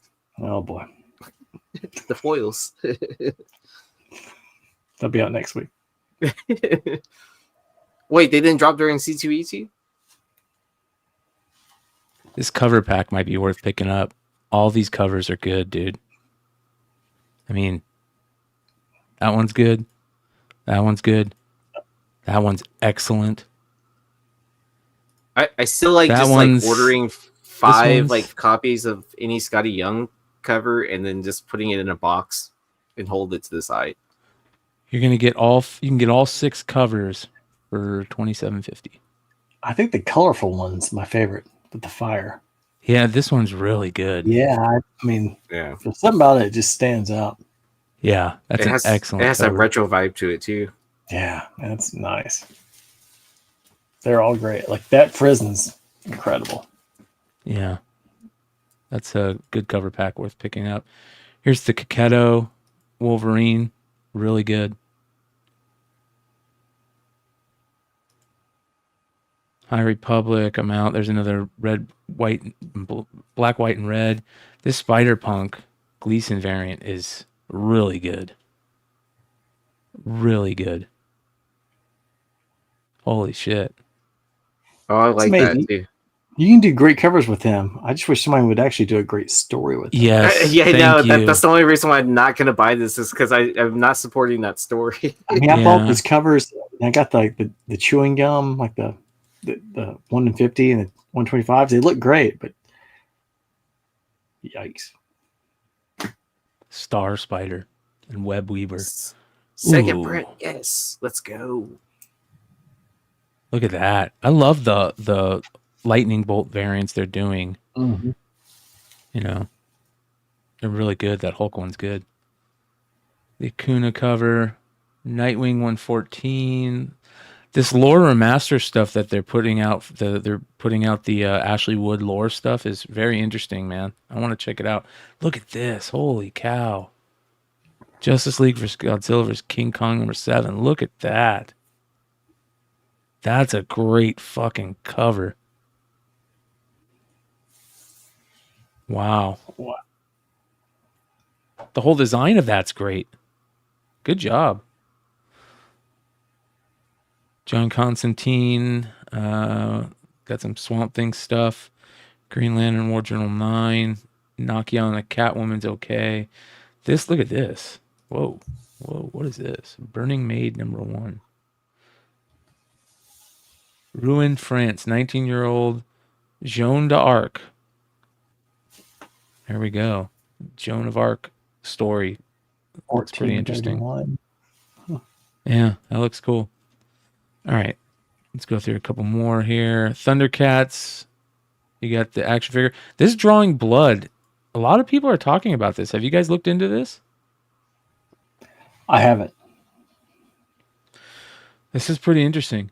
It says here, the legendary Kevin Eastman, co-creator of the iconic Teenage Mutant Ninja Turtles series and former publisher of the popular Heavy Metal magazine, returns to comics with a look into the roller coaster life of a successful comic creator. When you create a global franchise before you turn 20, what happens next? Readers will follow the jaw-dropping journey of Shane Bookman, a cartoonist whose real life has become more absurd and action-packed than any comic book story he could dream up. A lot of people I've seen talking about this. That it's good. It's really good. So we'll have to keep our eye on that. Oh, look at this. God dang Arthur Sidem, man. That's really cool. Damn it. The Muhammad Ali, the Army of Darkness, like, wow. Damn. I don't think I've ever seen anything. I mean, that's really unique. Yeah. He's so good. He's such a great cover artist. Have you guys heard about the Power Rangers? They're ending this Darkest Hour stuff. They're ending it. Yeah. You know, I read it with Boom for a while, a couple of years ago. I liked it, and then I don't know what it is, but I don't like when they split off titles. I didn't like when Transformers did it back in like 2014, and then I didn't like when the Power Rangers did it. Back, I guess it was probably like 5 years ago with Boom, and they went 2 separate titles. Yeah, you didn't need to, and no. So I honestly I read it for a little bit, and I stopped after that. What's this? That's a cool cover. I like the stained glass. Kanto's back. Yeah. The finale series to the Shrouded Man. Did I hear that? That's awesome. Jack has the rights for Kanto or something? No, I don't think so. No, Drew and David Boer went to Dark Horse with Kanto, right? I love that. I mean, yeah, this is such a great story, man. Great idea. It's been a long time since you got a Kanto title. Yeah, this is new stuff. This is good. This is a big deal. That's huge. That's a great cover. Really is a great cover. Great series, man. There's the A cover, the Drew Zucker cover. Man. Oh, that's a great. Yeah. More of the wedding special stuff. Another Look at this. Jesus. Darth Maul is another one of the characters where it's hard to mess up a Darth Maul cover. You got to really try. Yeah. John Romita Jr. could. Yep. Jackpot. You got is this Adam Hughes? Who is this? Adam Hughes? Medina. Taco Medina. That's awesome. Yeah, that's a good cover. For a second, I thought it was Taylor Swift on underneath Black Cat. Titans 11. Justice League. Dan Mora. Babstar. Speaking of Dan Mora, here we go. Bring back one in the future. Look at that. Yeah, I saw that. Like the Thundercats, I think the story's good. The art is just, it's just not very good. Yeah. I mean, and that's putting it very politely. It's bad, but the story is getting better and better. This is a great cover right here. Mumra, it's awesome. Yeah. Mumra's a great character. He is. More Army of Darkness. Here's the Alpha stuff. That's a good Godzilla cover. This wedding special. Who is this supposed to be? Is this supposed to be Moonstone? I don't know who that's supposed to be. Is that Moondragon? Moonstone? I don't know. I can't keep Moondragon. Is that her name? There's so Moondragon? many characters. I have a hard time keeping straight. I don't even know who that's supposed to be. Just because I remember, like, I bought the X-Men with the first Moondragon, and she was in Guardians. Oh boy! Look at that. Exactly. Yeah. Where's Yee? Yeah. Yee's gonna want to see this. Yee's getting some medicine. CF via Stormbreakers variant for Spider-Punk. That is awesome. Oh my God, is that good? That is a fucking great cover. The Stormbreakers. But Bryan, the whole difference between him and Ghost Rider, it sounds small. Those spikes on his head, they make all the difference in that fight. Yes. Yep. I agree. The Midnight Suns, this Dave Wacker cover is really good too. Ghostbusters, Dawn Runner, Black Panther, Blood Hunt, Avatar, another Dave Johnson cover for the Brainiac stuff that looks good. House Brainiac. Let's see here. Local Man. Ooh, look at this. Great Local Man variant to Michael Turner. Oh, yeah. Michael. All right. That's a great variant. Shout out to Tony and Tim Seeley. Man, fantastic. I really like this lore stuff. Deathstalker, that's very interesting. Big news this week on that book with that Flash book. Finally, Green Lantern, Alan Scott Green Lantern's coming to an end, so we can do our review on the whole thing. And they've always had good covers for this series. The storyline's horrible, but the covers have been excellent. You know, the funny part is the guy who works in the shop, he said the same thing he does. People hate the story. It's so bad. It is so bad. Man, is it terrible. All right. That is FOC for this week. Good shit. All right. So I want to talk some pickups real quick. You guys get any pickups? Look, he's chewing something. Oh, boy. I've got an interesting pickup story. Well, I think Topps might have sent me a replacement for my Wander Franco. You remember that Wander Franco 1 in 75 that I pulled? I think it was a 1 in 50, maybe. Auto. Rookie the auto. They didn't send you the girl he's dating, did they? Like no. A 1 in, it was a 1 redemption. In teenage, 1 in 15? Because that's usually how he did. Yeah. So I get this in the mail yesterday from FedEx, and it's from Topps. Oh my God, that's badass. Shit. So You should be like, thank you, Wander. But here's the thing, like it's a numbered to 150 Ethan Solis auto. Is a numbered to 150 Ethan Solis auto better than having a numbered to 75 Wander auto at that time? At that time, no. But the problem is Wander was already kind of different. Shortstop versus catcher. I think that's your problem. Yeah. Because catchers just don't catch on. But like literally, he's already. I mean, he turned 18 yet? I mean, I know he was 17 the last time. Like Baseball America ranked him, and then when they do everything with Paul Skeens leaving and everybody else, once they get called up in the next month, Salas will probably be the number one. I'm with you. I every time you send those, I'm like, you're way ahead of the game with the Sapphires. Well, I'm surprised you didn't buy the one that Adventure Begins yet. They have a PSA 9 for $40. Okay. It's amazing, man. Nines, I've learned nines, you just don't make money on nines. Tens where you make money. Well, yeah, I mean, still at $40, like when he gets called up, that's easily $100, 120. All right, so 40. Here's my question. They also sent me with that. They sent me 2 packs. They sent me a hobby pack of Chrome. Oh boy. With nothing was in it. And then they sent me a... Is this Heritage? Yes. Okay. This is Heritage, okay? Yeah. Shitty pack, but it had this card in it, this Kyle Schwarber. And it's got a different number on the back than the rest.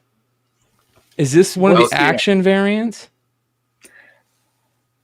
So I about to say, if I had a regular Kyle Schwarber, so let me just look real fast. It's number 722, Kyle Schwarber, and it has the 500 number on the back instead of the 043.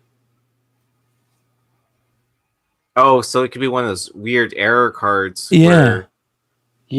Actually, error cards are much harder to get. Okay. It's just Heritage is tough. I mean, like this year they actually did a little bit right where they have the numbers and they can actually put like image classic. They put it on top of the number on the back, so it's very easy to identify if you got like a color matte or color swap or image variation. Prior years, it's really, really hard. It makes it kind of fun. Makes it kind of fun. You can find stuff if you have, but you really have to know what you're looking for. Yeah. So yeah, Kyle Schwarber, number 722 from the Heritage, and it's I don't know. Let me see here. Let me look it up. Because I'm just putting in Kyle Schwarber variation.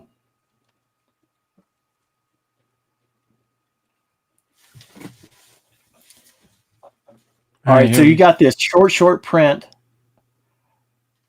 High number short print. That's what it is. High number, yeah. High number short print. Yep. Oh, nice. So it's not an expensive card, but it's still kind of cool. That's why I love Heritage. And you've bought Phillies some of the new Heritage, right? People always want to buy that. I love Heritage. Yeah, and the Heritage this year has the 1975 design. What is that? So Anna just pulled this out of a pack. So I bought a box for her at Target, and this is actually one of the Zoo to Knows. So they have a couple of like, I don't know if it's in retail or hobby. As soon as she pulled it, and I saw the black. I'm like, and there's nothing on the back. I'm like, there's something to it. So I was like, that's don't important. touch it. Yeah. So apparently they have this for like Tampa, for like the Mets. They have a flying squirrel for like Jeff McNeil and a polar bear for Pete Alonso. So they're just different animals that they have. It's not worth a lot. Like this, probably I told her it's probably a $10 card. It's just it's one of those interesting ones to get. But I will say I pulled. I know I showed you guys. This my first box of Heritage was the Fred Lynn. And he won Rookie of the Year. Yep. And MVP in 75, which I think is really cool. And he was on for his rookie card. He had, he was one of the 4 guys. Exactly. And this is the first red ink card I've ever pulled out of a Heritage box. Which is what everybody's looking for. and then the pulled out of 75. So yesterday I went to the shop and I was showing Tyler this, and I told him, grab me another box. And so last night I actually pulled a Colton Cowser. Wow. Rookie auto. So Heritage has been pretty good. And then since we're kind of going through stuff, I know I'd sent you the picture, but I opened up I told Tyler, I was like, since we opened up like the one, we hit the Bedard, I was like, I'm going to open up the few boxes I found at Walmart and see what happens. And the last box, 4th pack, You got if another one's good, one. 2 is better. Wow. And then I hit this in the last pack, which day is with a the 1 cup. in 5,000. Oh my God. In the tens. I was like, Who is I've it? never seen one of these. And I was like, this has got to be Mark Who is Stone. it? Mark Stone, the captain, even better. He's taking it back to this is his house in like Winnipeg when he grew up or something like that. Those are super rare. Yeah. 2,000 in hobby, 1 of 5,000 in retail. So I was like, wow. As my friend Brian McClay would say, not bad. Yeah. Not bad. Jesus. That's pretty fucking good, man. I haven't seen any retail for Series 2 anywhere. There aren't any. I don't think I've ever seen it out in the wild. I found 3 tins and 3 retail boxes at the Walmart by me. Never seen them again. And so I grabbed them all, and they were $300 for all of them. And then we bought the 2 hobby boxes. We still have the 1 hobby box closed because we pulled the Bedard out of the first one, which is the only one that came out of the case from the card shop that we go to. And then the funny part is I haven't even told Tyler about these. Like, he doesn't even know. I told him, I was like, once we hit the Bedard, I was like, well, I'm just going to open the other ones at some point. And he's like, yeah, have at it, whatever. He's like, we get something. And I was like, man. That's huge. Pure luck. That's cool. I have a few pickups. I stopped by LCS. I picked up the Frozen. Oh, look at the color on that. Yeah, so I thought this was a cool cover. I guess I'll skim through it, see if there's anything, worth knowing about what's happening on the interiors, right? I did open some cards, F1, right? It was a Max Verstappen, like, heavy box, so that's his base. This is the rookie that everyone's chasing after, Oscar Piastri. I probably butchered that last name. But here's his car as well, McLaren Racer. Another Max checkerboard. I love the checkerboard with racing. I mean, like, it's just yeah, it just makes sense, right? Awesome. The out of 150 blue Aquawave, Sergio Perez numbered, and then here's that the Aston Martin gold wave out of 50. That's nice. That's really nice. Yeah, so I'll probably send that out. Those out for grading. Cheesy to me. I put that card back up, Yi. But this card is so cheesy to me. It looks like a credit card. Right? I mean, I think these are dumb, but people collect these. Yeah. So, and it's numbered. It's out of 50. Car people are different too. Like, car people, not card. Yeah. Car people are big time. They're a different breed. So let's see. Nice. They have this Punk is Dead, I Killed It Wolverine cover. The Stormbreakers, man. They're doing a good job with those. Yeah. So I saw that they had the Visions. Yeah. Like, I didn't pick it up. So the issue 1. Yep. Like, I love the storyline. They even had the Stan Sakai cover. So I thought that was cool. I found a Iron Fist number 2 second print. Nice. The call cover. It's a great cover. Yeah, so you can never beautiful cover. Yeah. You can never go wrong with a second print to call. And then I decided to pick up the 1 in 100. Look at you. Yeah, so they have this. Can't hide money. So I fixed some finance stuff, so I was like, kind of like, oh, okay, I have a little extra to spend now. So, and then I won this in the Raz.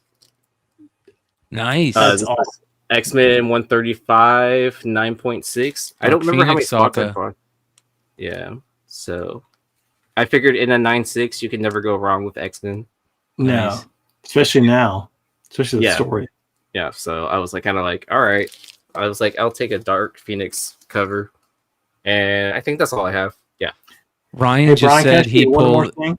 Yeah, real quick. Ryan Hayslip just said I pulled a Contenders Optic Football Anthony Richardson rookie auto, numbered 14 out of 23 last night. Sold for around $1,250. Wow. Oh, look So at that! if anyone is actually an old Transformers fan, this is the Optimus Prime that you always kind of wanted. Wow. It's exactly like the ones we grew up with, like die-cast metal, Hasbro, or it was on the Hasbro side. I don't know who put it out, but they've got the ones. I mean, it looks just like it. I mean, actually, it's the face is different than what came out because it's not the like yellow eyes. Uh-huh. But I mean, the way that this thing goes, like it, instead of having to put the hands on, it transforms and turns in just like what you would kind of hope. What's it But called? Like a Masterpiece So- series? it's not Masterpiece. It's actually, and I didn't open this one. I got this one actually has the whole thing. So it's Aratomi. So it's the original. Yeah, there's no, because like Takara, when they came out, they were Battle Convoy. And so they made these for more articulation. Like basically they took the original mold and made them specifically to try and make them more conducive like to what people will think they should be. Wow. I can't remember exactly what the name is, but so Hasbro has some of these on their site. You can order this one, or you can order this one without the convoy, and it's a smaller box, but they're the same size of the Optimus Prime that we grew up with. So just kind of give people a heads up. If I'd imagine like Megatron and other folks will be coming next, so just kind of keep an eye out. What They're great. What is the price on it? The one without the convoy, I want to say was around $50. And I want to say this one was around $100. Okay. But they sold out pretty fast, and they actually had just put a few up yesterday. So There you we'll go. kind of see. I have a feeling that they're going to be one of those things that people are going to want because, like, the whole reason I put the old one here to kind of compare it, if you can see. Yeah. That's awesome. Wow. That looks good. So Yeah, that's cool. Speaking of Transformer, here we go. Oh, nice.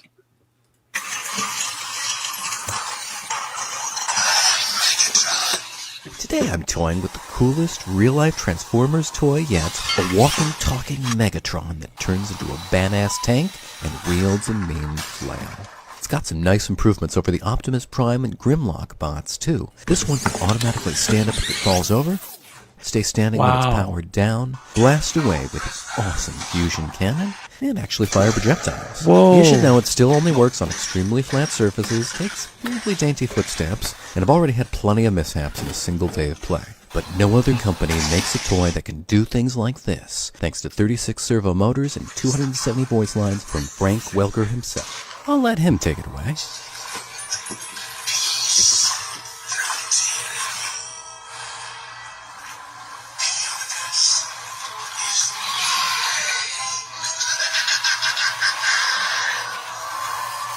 That's pretty cool, man.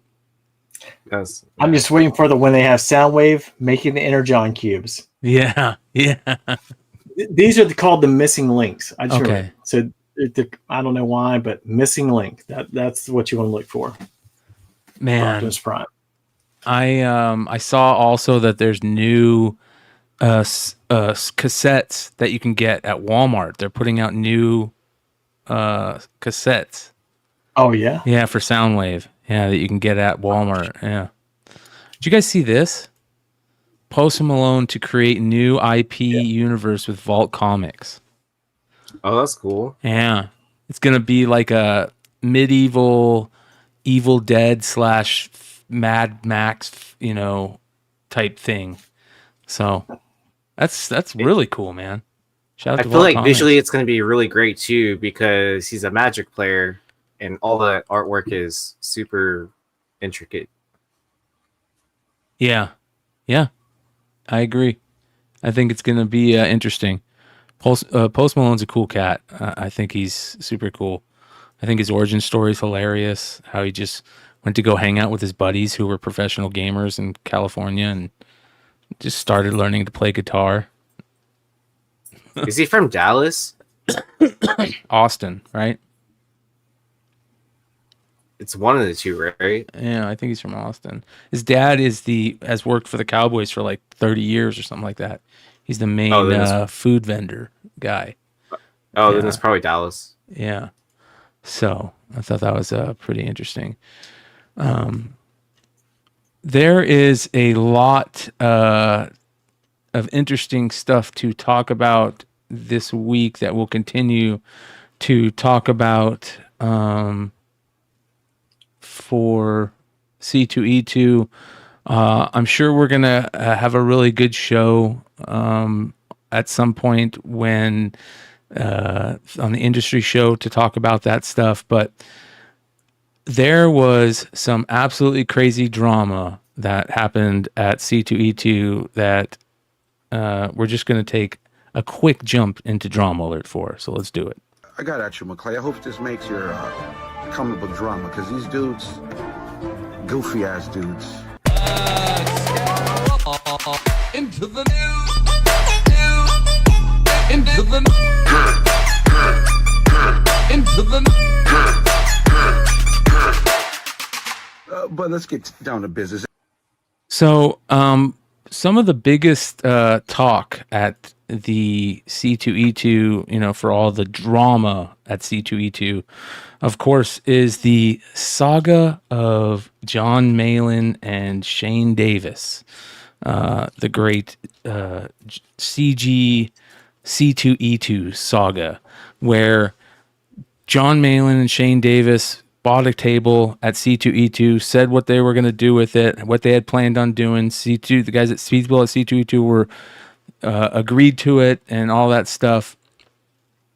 And so, they were planning on having a table there. And then the next thing you know, C2E2 cancels it. And they tell the guys, you can't come here because you harass people on the internet. And, all that started, we talked about that. Well, C2E2 happened, and John Malone decided to go to C2E2. And here's a story from Fandom Pulse, where John Delarose talks about the former Marvel comic artist John Malone detained by C2E2 security. That is, quote, that is fighting cancel culture, and that's why they're kicking him out. So this was pretty interesting. He walked around. Yo! How's it going, everybody? Here we are, C2E2 2024. 2024, everybody. This is it. This is the show. Check it out. What's happening, North Star? See you in there in the chat. Look at the riot we caused. This whole place is breaking down because we are here. Everybody is afraid. Look as they all run to the doors. They're running away. Well, security walked up to him and basically told him, "Hey, nope, we're gonna walk you out." And from what it looks like, they walked him out, and then they went, "You know what? You can go back in," and just let him go right back in. All this for that looked really stupid. They looked really cheesy. But and we're going to talk about this more and stuff when later on at some point in the industry show. But what I really want to talk about is the craziness that happened with one said comic book creator named Scott Kurz. Do you guys remember the comic book? It was an independent comic book called PvP. Do you remember that? No. Scott Kurz back in like early 2000s was known for writing this independent comic book called PvP, I believe, and it made a little bit of waves. Well, he was at C2E2, and John and Shane were walking around C2E2, and this guy started taunting them. And while Shane and John were on their live stream walking around C2E2, this guy started taunting them from Artist Alley at C2E2 to come over to Artist Alley so we could kick your ass. And look at all these messages that he put in their thing. Now, the reason why I'm showing this, and this is Scott Kurz right here. He's a big cat. He's definitely he's probably twice my size, so he's a big boy. And he did this PvP, I think it's called. Let's see if I can find it. He was telling them, "Come on over here. Mark Brooks is over here. We're going to basically beat your ass." And a lot of people are saying like, "Oh, this isn't that bad." Well, this is the same type of stuff that they got kicked out of C2E2 for. And here are artists at C2E2 taunting them while at C2E2 on a live stream doing the same thing. He says, "Mark Brooks is too busy actually being in comics. Not even AT&T wants Shane there. Mark Brooks is too busy being relevant. Ethan never intended to go to C2E2. Shane, just suck it up. Go to Artist Alley. Shane wouldn't dare approach Mark Brooks or his booth. He's in a fucking wig, for God's sakes. Shane is a fucking tourist in this industry. He used to be part of SAD." Just going in on this guy, and it goes on and on and on. This guy about had a Spurg meltdown while at Artist Alley in C2E2. All because Shane and John were there. And this is so cheesy to me to see this happening because if they're stopping this in the name of cancel culture, they're actually taking part in cancel culture by not letting these guys in. And this is cancel culture activity right here. So it's kind of funny, but we'll hear more stories as the weekend goes on, right? We're right in the middle of the weekend. It's Saturday. There's going to be more stories that come out of this. If you guys are following all this stuff from John's YouTube, I'm sure he's probably live streaming right now there. A lot of the guys were meeting up at bars and stuff. And that's one of the good things that I've heard about Chicago. One of the things that I heard about Chicago was it was so cool to see everybody at the bars afterwards and everybody hanging out, and that here is a place where Reed Pop and the guys who run C2E2 have turned it into a super hostile place by not letting these people in here. And here they all are hanging out together afterwards. There's no fights. The only fights are from the people that don't like these guys. It's very interesting to see this playing out, and we'll keep an eye on it. But that being said, there is one more thing, I believe, to talk about for Drama Alert tonight. Dun dun dun. Dun dun dun. I wish Redhood was here for yeah, that. There's actually two things to talk about. Did you guys hear about the bullshit that happened to Nerdy Girl on eBay Live? Oh, I did. I did hear about that, where she had all those mega grails or whatever, or just grails, right? And then, all the buyers were unregistered users or something like that? This is the type of behavior that is so cheesy and just laughable, ridiculous, like low-level silliness. Because somebody doesn't like Nerdy Girl, they decided to go bid and win multiple major grails, like Avengers number 4, CGC 4.5, Avengers number 1, CGC 4.0, Giant Size X-Men Giant Size X-Men CGC 6.0, X-Men number 1 from 1963, a CGC 4.0, bid and won all of them, and then canceled their eBay account just to fuck with her.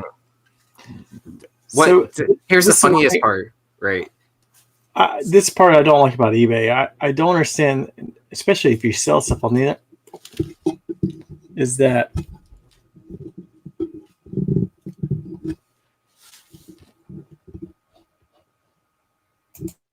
we lost you, Nate. He muted himself. Oh. He lost his mic. Yeah. Well, I mean, so here's the funniest part, right? That she ended up listing them on her Instagram for goods and services or whatever, and she sold them all. Yep. Like every single one of them. So, which she ends up getting more money, right? Because eBay's not taking out that 15%. She said, "Here's what the 4 books sold for, and here's my best prices." She took out what they sold for and what I don't know how much, if she made more or not. But let's see here. I mean, well, no, she didn't. So 6,100, it looks like, is what she sold. Did she sell it for 6,100? The number one she sold for 6,100, and then it looks like it resold for 10,000. So yeah, she sold it for more, it looks like. So she did good. Good for her. Nate, you're still on mute. Can you hear us? There you go. Wait, hold on. You're can you hear us? Change your mic setting. It's probably your mic. Yeah, man. Yeah. I would love to hear how much more she made by selling them on Instagram Live than eBay Live, because of this whole problem. But to me, that is just absolutely ridiculous, man. Well, I think she was just a normal auction too. But here's what I also want to add on this too, because I was going through some shit on like on those Yeezee pods or whatever. I sold 3 pairs for basically to make my money back for what I paid for them after fees and all that. And then I sent him some guy, and the guy was trying to say that I sent him fake shoes, that they weren't the ones I sent that in the pictures and stuff like that. When I literally had pictures like in my house that you can tell because it's like on a coffee table or whatever, and it's just me holding up the shoes so you can see what it looks like, front, bottom, all that. And then it's all because of like him changing the manufacturer from Italy to China. And then eBay ultimately ended up siding with that person, even though I had sold 2 other pairs to other people. So like, how does that even make sense? Like, how's that pass? Like, that doesn't even make sense. The thing I was going to mention about eBay is I don't understand how they don't really take it to the people who don't pay.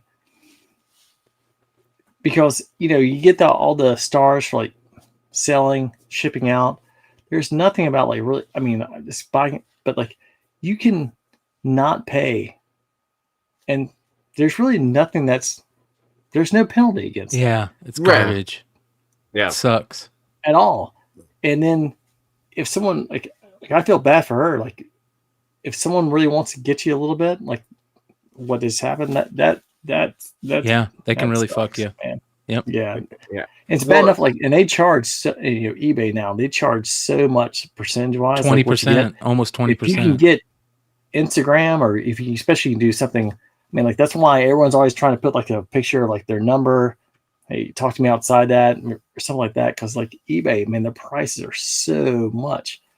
So good for her if she got more from Instagram than eBay. Hopefully she did. We'll have to find out. Yeah, we'll have to find out.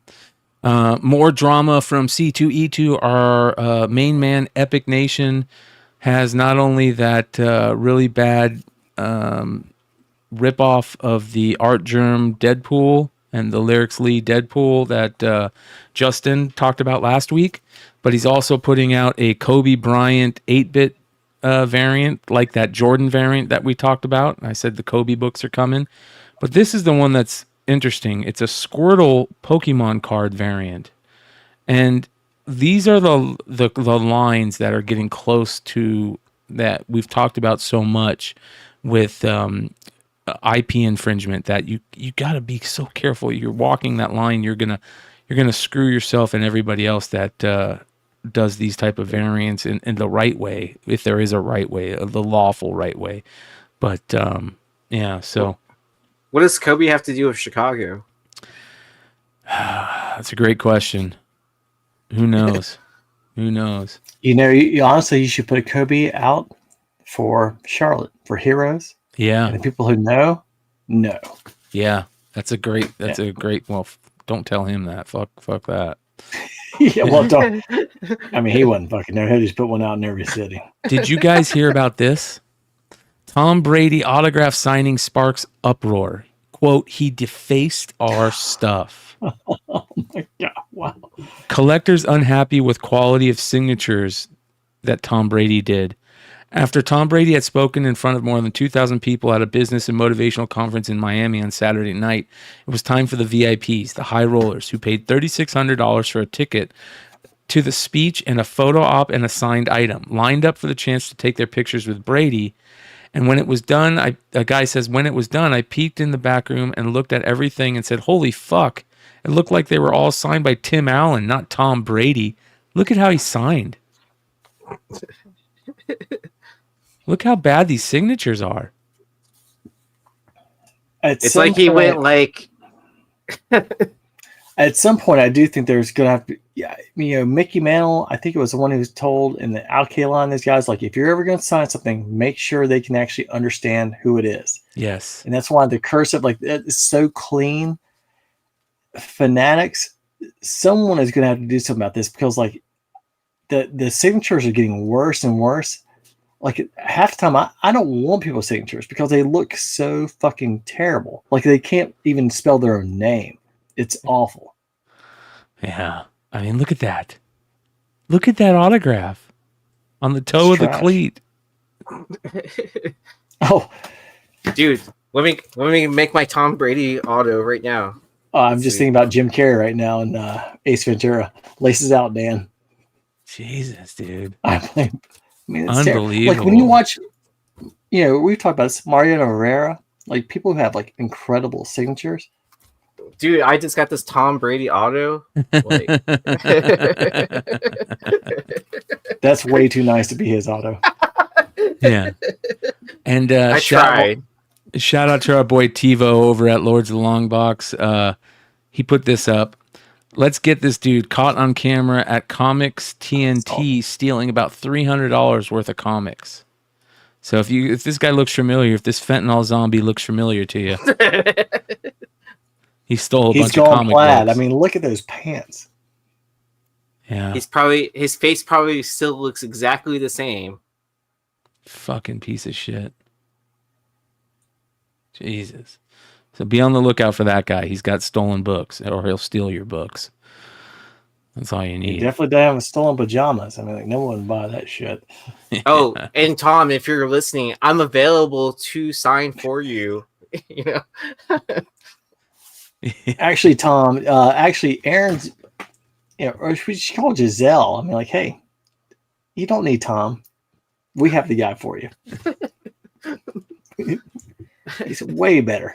Yeah, Zabbit says took $300 worth of comics, sold them for $20.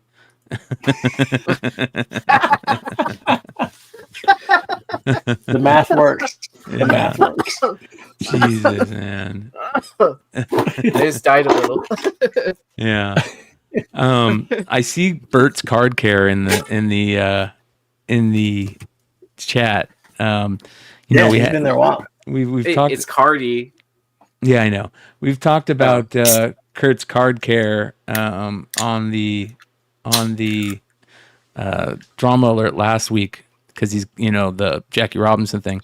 He put out a video this week that was so damn good, and this is why Kurt's Card Care is important. It's not important for getting cards graded at PSA. It's for saving cards like this. Did you guys see this? Mm-mm. Watch this. So let's flip Sam Jones over and I'll show you what else we got going on. I absolutely love this stuff though. I always So this is a 1953 Topps. 53. Yeah. 1953 Topps, Sam Jones. Look how nice the front looks. Just gorgeous. Beautiful. It's got just gorgeous. The back, though, has a big, huge piece of glue and paper because they used to put these in the books. What do they call those? Like scrapbooks. Scrapbooks, yeah. So he's going to take this off. This is fucking amazing. Watch this, you guys. He puts it in his card, in the card goo. This is so, this is the reason why Kurt's Card Care is around, to save cards like this. He lets it soak for 13 minutes. And this stuff was hardened on there, right? This is crazy. It's still just sitting in there.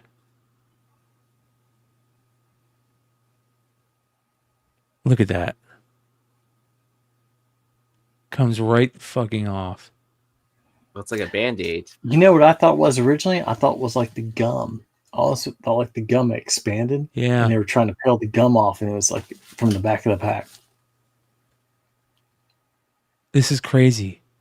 It just comes off so simple after soaking.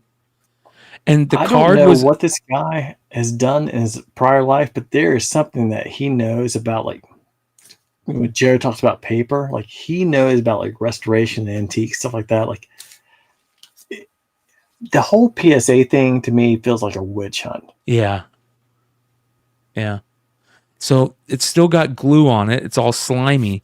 So he starts taking that glue off. And look at this at the end. He puts the cards in between two of the pads. He takes it out.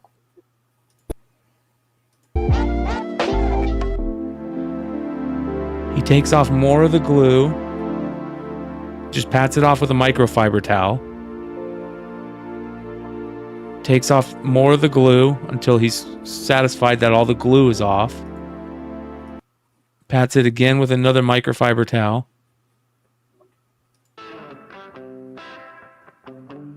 Look at that. Oh, wow. It's incredible. I mean, the thing looks out of a pack. And then he lets it, he dries off the other side with microfiber. It's probably one of the best 1953 cards shape-wise. You know, they're always shredded around the color corner.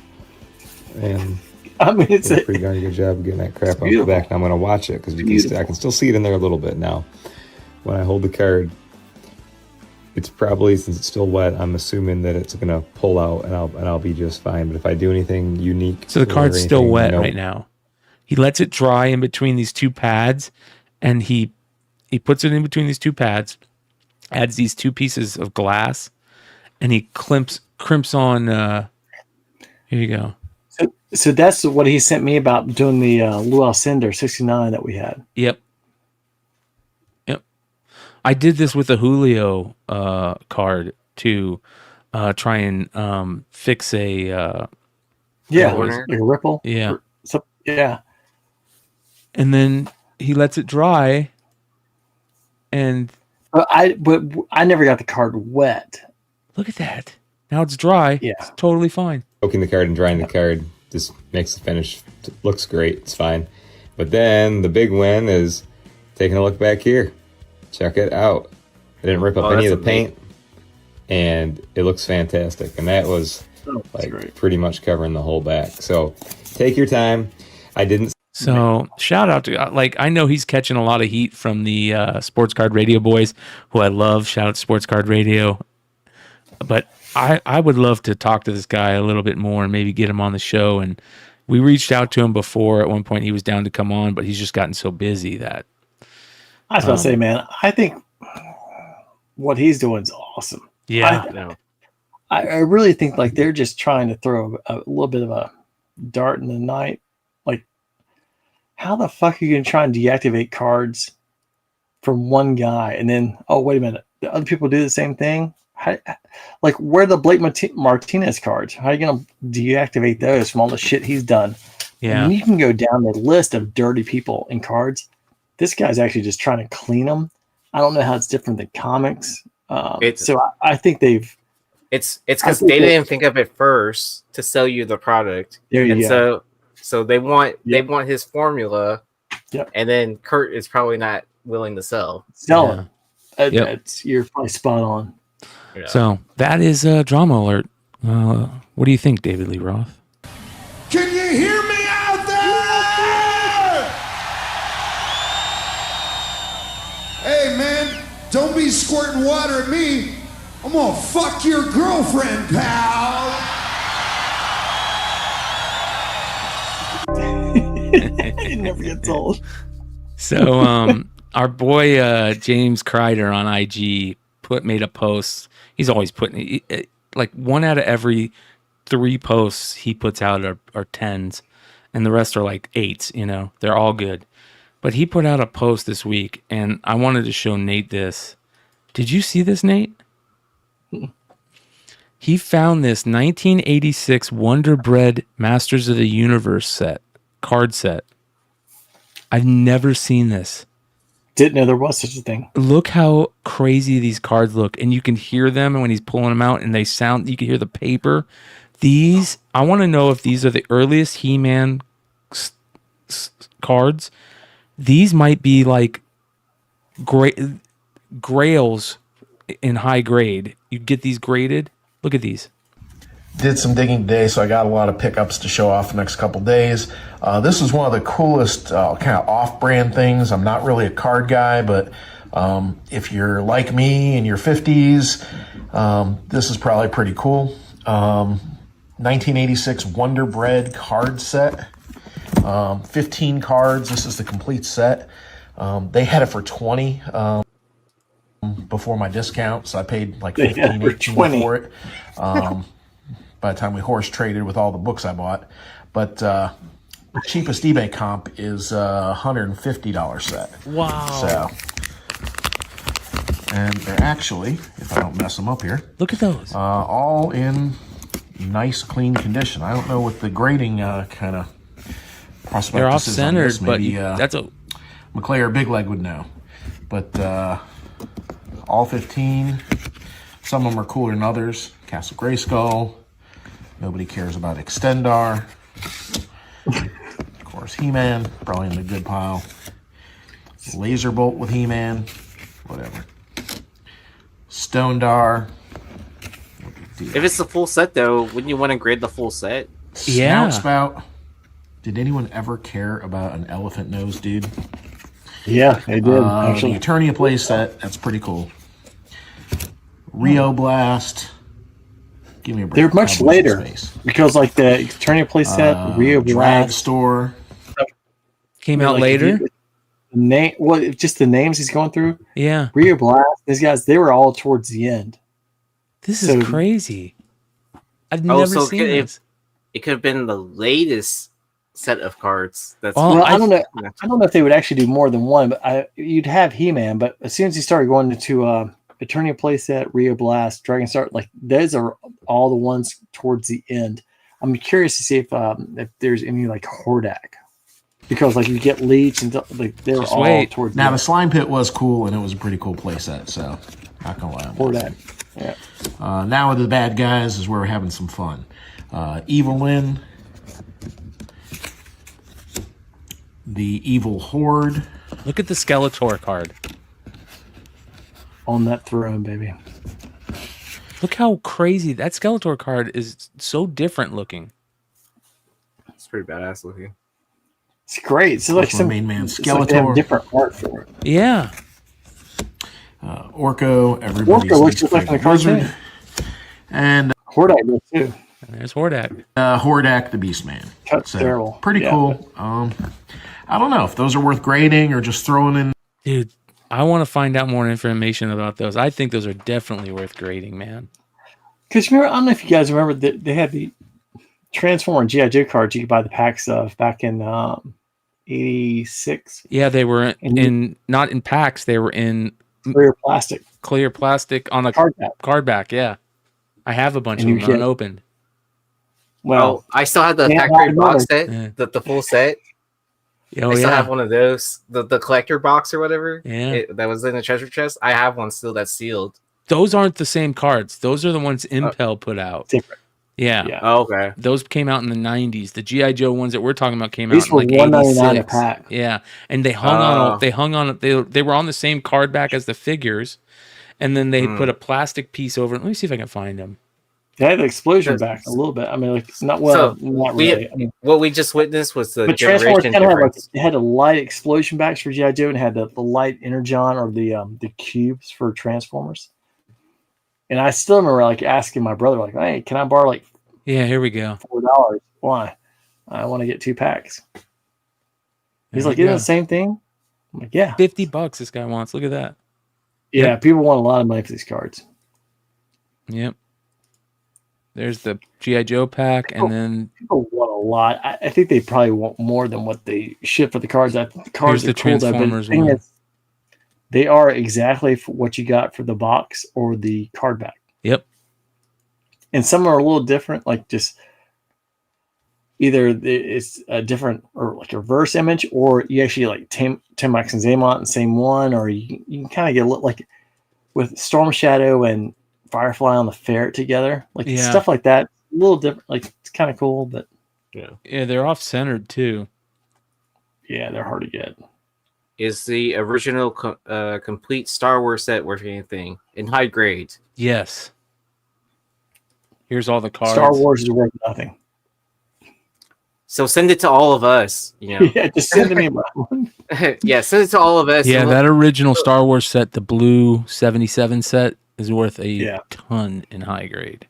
Yeah, I mean, especially if you have buyers like Steve Aoki on like buying stuff from Heritage. Or You would you gotta buy the tins, and they make those cases. Oh, that's the actually coolest thing I've ever seen. Those cases. You mean a slab for your slab? Yeah. Yeah. That's where people got the idea from. Yeah. That was super cool, man. I love shit like that. There were some other things here. Hold on. Let's see if I can find it. Okay.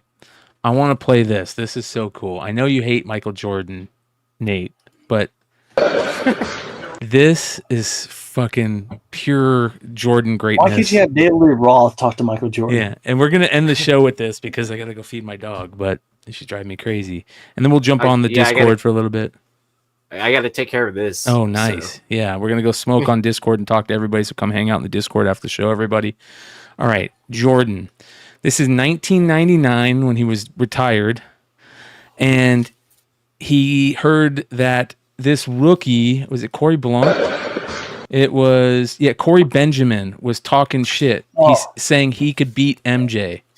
So MJ showed up at a Bulls practice and said, "All right, 1-on-1. Watch this." This is cold.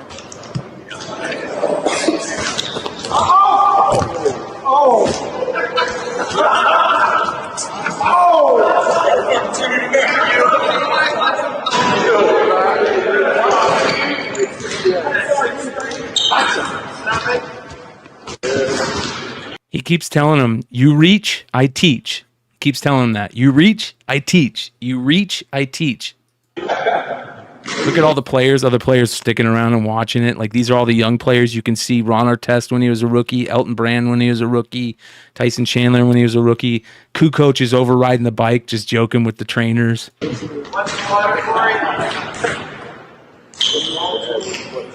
Oh, yeah. 6-0. Let's go. 8-3.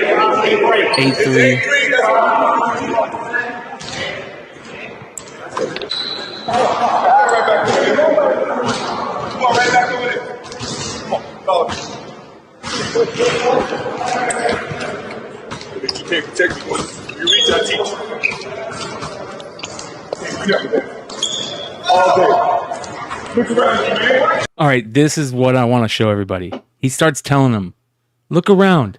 Look around here. Look around at all these things here. These aren't because of you. They aren't because of you."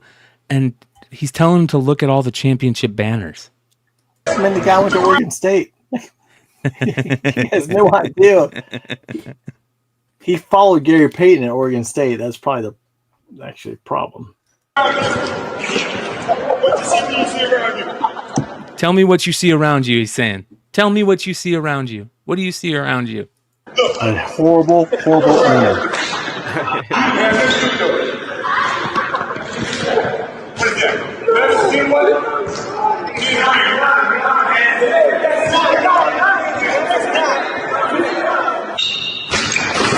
Guy who I wish Steve Kerr would have got the first one in.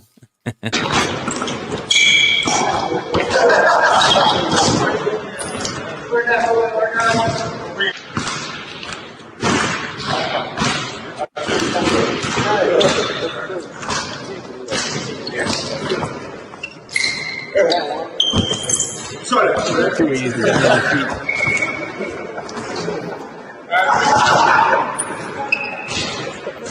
This guy has no chance. Look at Ron Artest. Yeah, he's like, these guys know, like, he has no chance at all. Yeah. Honestly, he almost has no chance of scoring. Literally.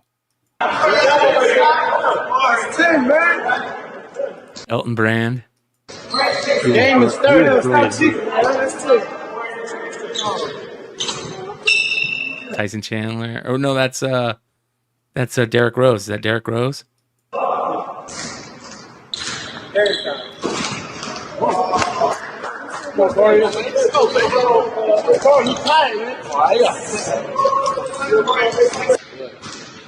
Kukoc is just riding a bike. Game point. Right over a championship banner. Don't call me out of retirement. He's told him he's terrible. And then he said, don't call me out of retirement. I'm telling you, man, I know people don't like Jordan, and I watched Jordan beat the Suns in game 6. I was 50 rows up center court with my brother and my parents, and that John Paxson shot broke all of our hearts. You could hear a pin drop when he went up to shoot that shot. But I love Michael Jordan. I love his shit talking. I love how good he thought he knew he was. I love the behind the scenes, the documentaries. I love when he's a huge gambler. When he's throwing pennies with the guy that works at the Chicago arena, and they're gambling on who could throw the quarters closest to the wall. You know what I mean? Like those were so great. But anyways, good stuff. I will tell you, guys. Brian, real fast. The best part about that, I remember. So when you're talking about when Paxson hit that, I was actually in Knoxville doing my interview with Tennessee, and I remember I love Richard Dumas so much. Like no one talks because Barkley, Marley, Hornacek, Oliver Miller, but Richard Dumas. I was just gonna say Richard Dumas, bro. Richard, that year, when Richard Dumas came in, he was drafted. Barkley said, "I'm going to turn you into a superstar," and he did. And then Barkley left, and Richard Dumas was done. Yep. Yeah. I saw Richard Dumas buying 3 bottles of vodka at a drugstore one day. I know he had a problem, and I tell you what, that guy, no one knew who he was, and that he was incredible. Yeah. If you didn't watch the games, you would have no idea who he was. I'm like, that guy was awesome. Yeah. So, all right, you guys. Link to the Discord is down below. We'll see you in there. Thanks for hanging out with us. Oh, links are in the private chat for the tapes, and my band's Bandcamp. Right, so that's free to listen to. Bandcamp. Yeah. Oh boy. Yeah. I know how that works. I saw American Pie. Yeah. So, because I know people were asking about it earlier, but boom, we don't play State of Filth. You guys in the chat, go check it out. State of Filth is Yeezee's band. You can get those sick ass tapes too, so check those out. That being said, what do we got coming up? Sunday, nothing. I get to go help plant plants at my parents' house, which is gonna be fun in a couple of hours. And freaking Summer plants. Yeah, I wish they were the good plants. And then Monday we'll have a classic MCM episodes. I've been going and putting up the classic MCM episodes from Flipside. So all you guys that love and seeing those classic episodes, that will be another one on Monday. Tuesday night, the industry show. Wednesday night we'll be back with the Wednesday night review. And of course, long story short, on Thursday night, also Yee and Richie will have content this week. I'm hoping they're going to have it on Tuesday. If they do, we'll send you straight over to them after the industry show. And then, of course, back to the Hot 10 on Friday and here on every Saturday night. We'll talk to you guys in the Discord soon. Come hang out. We'll see you there. It's very easy. Link is in the description below. Peace. Easy.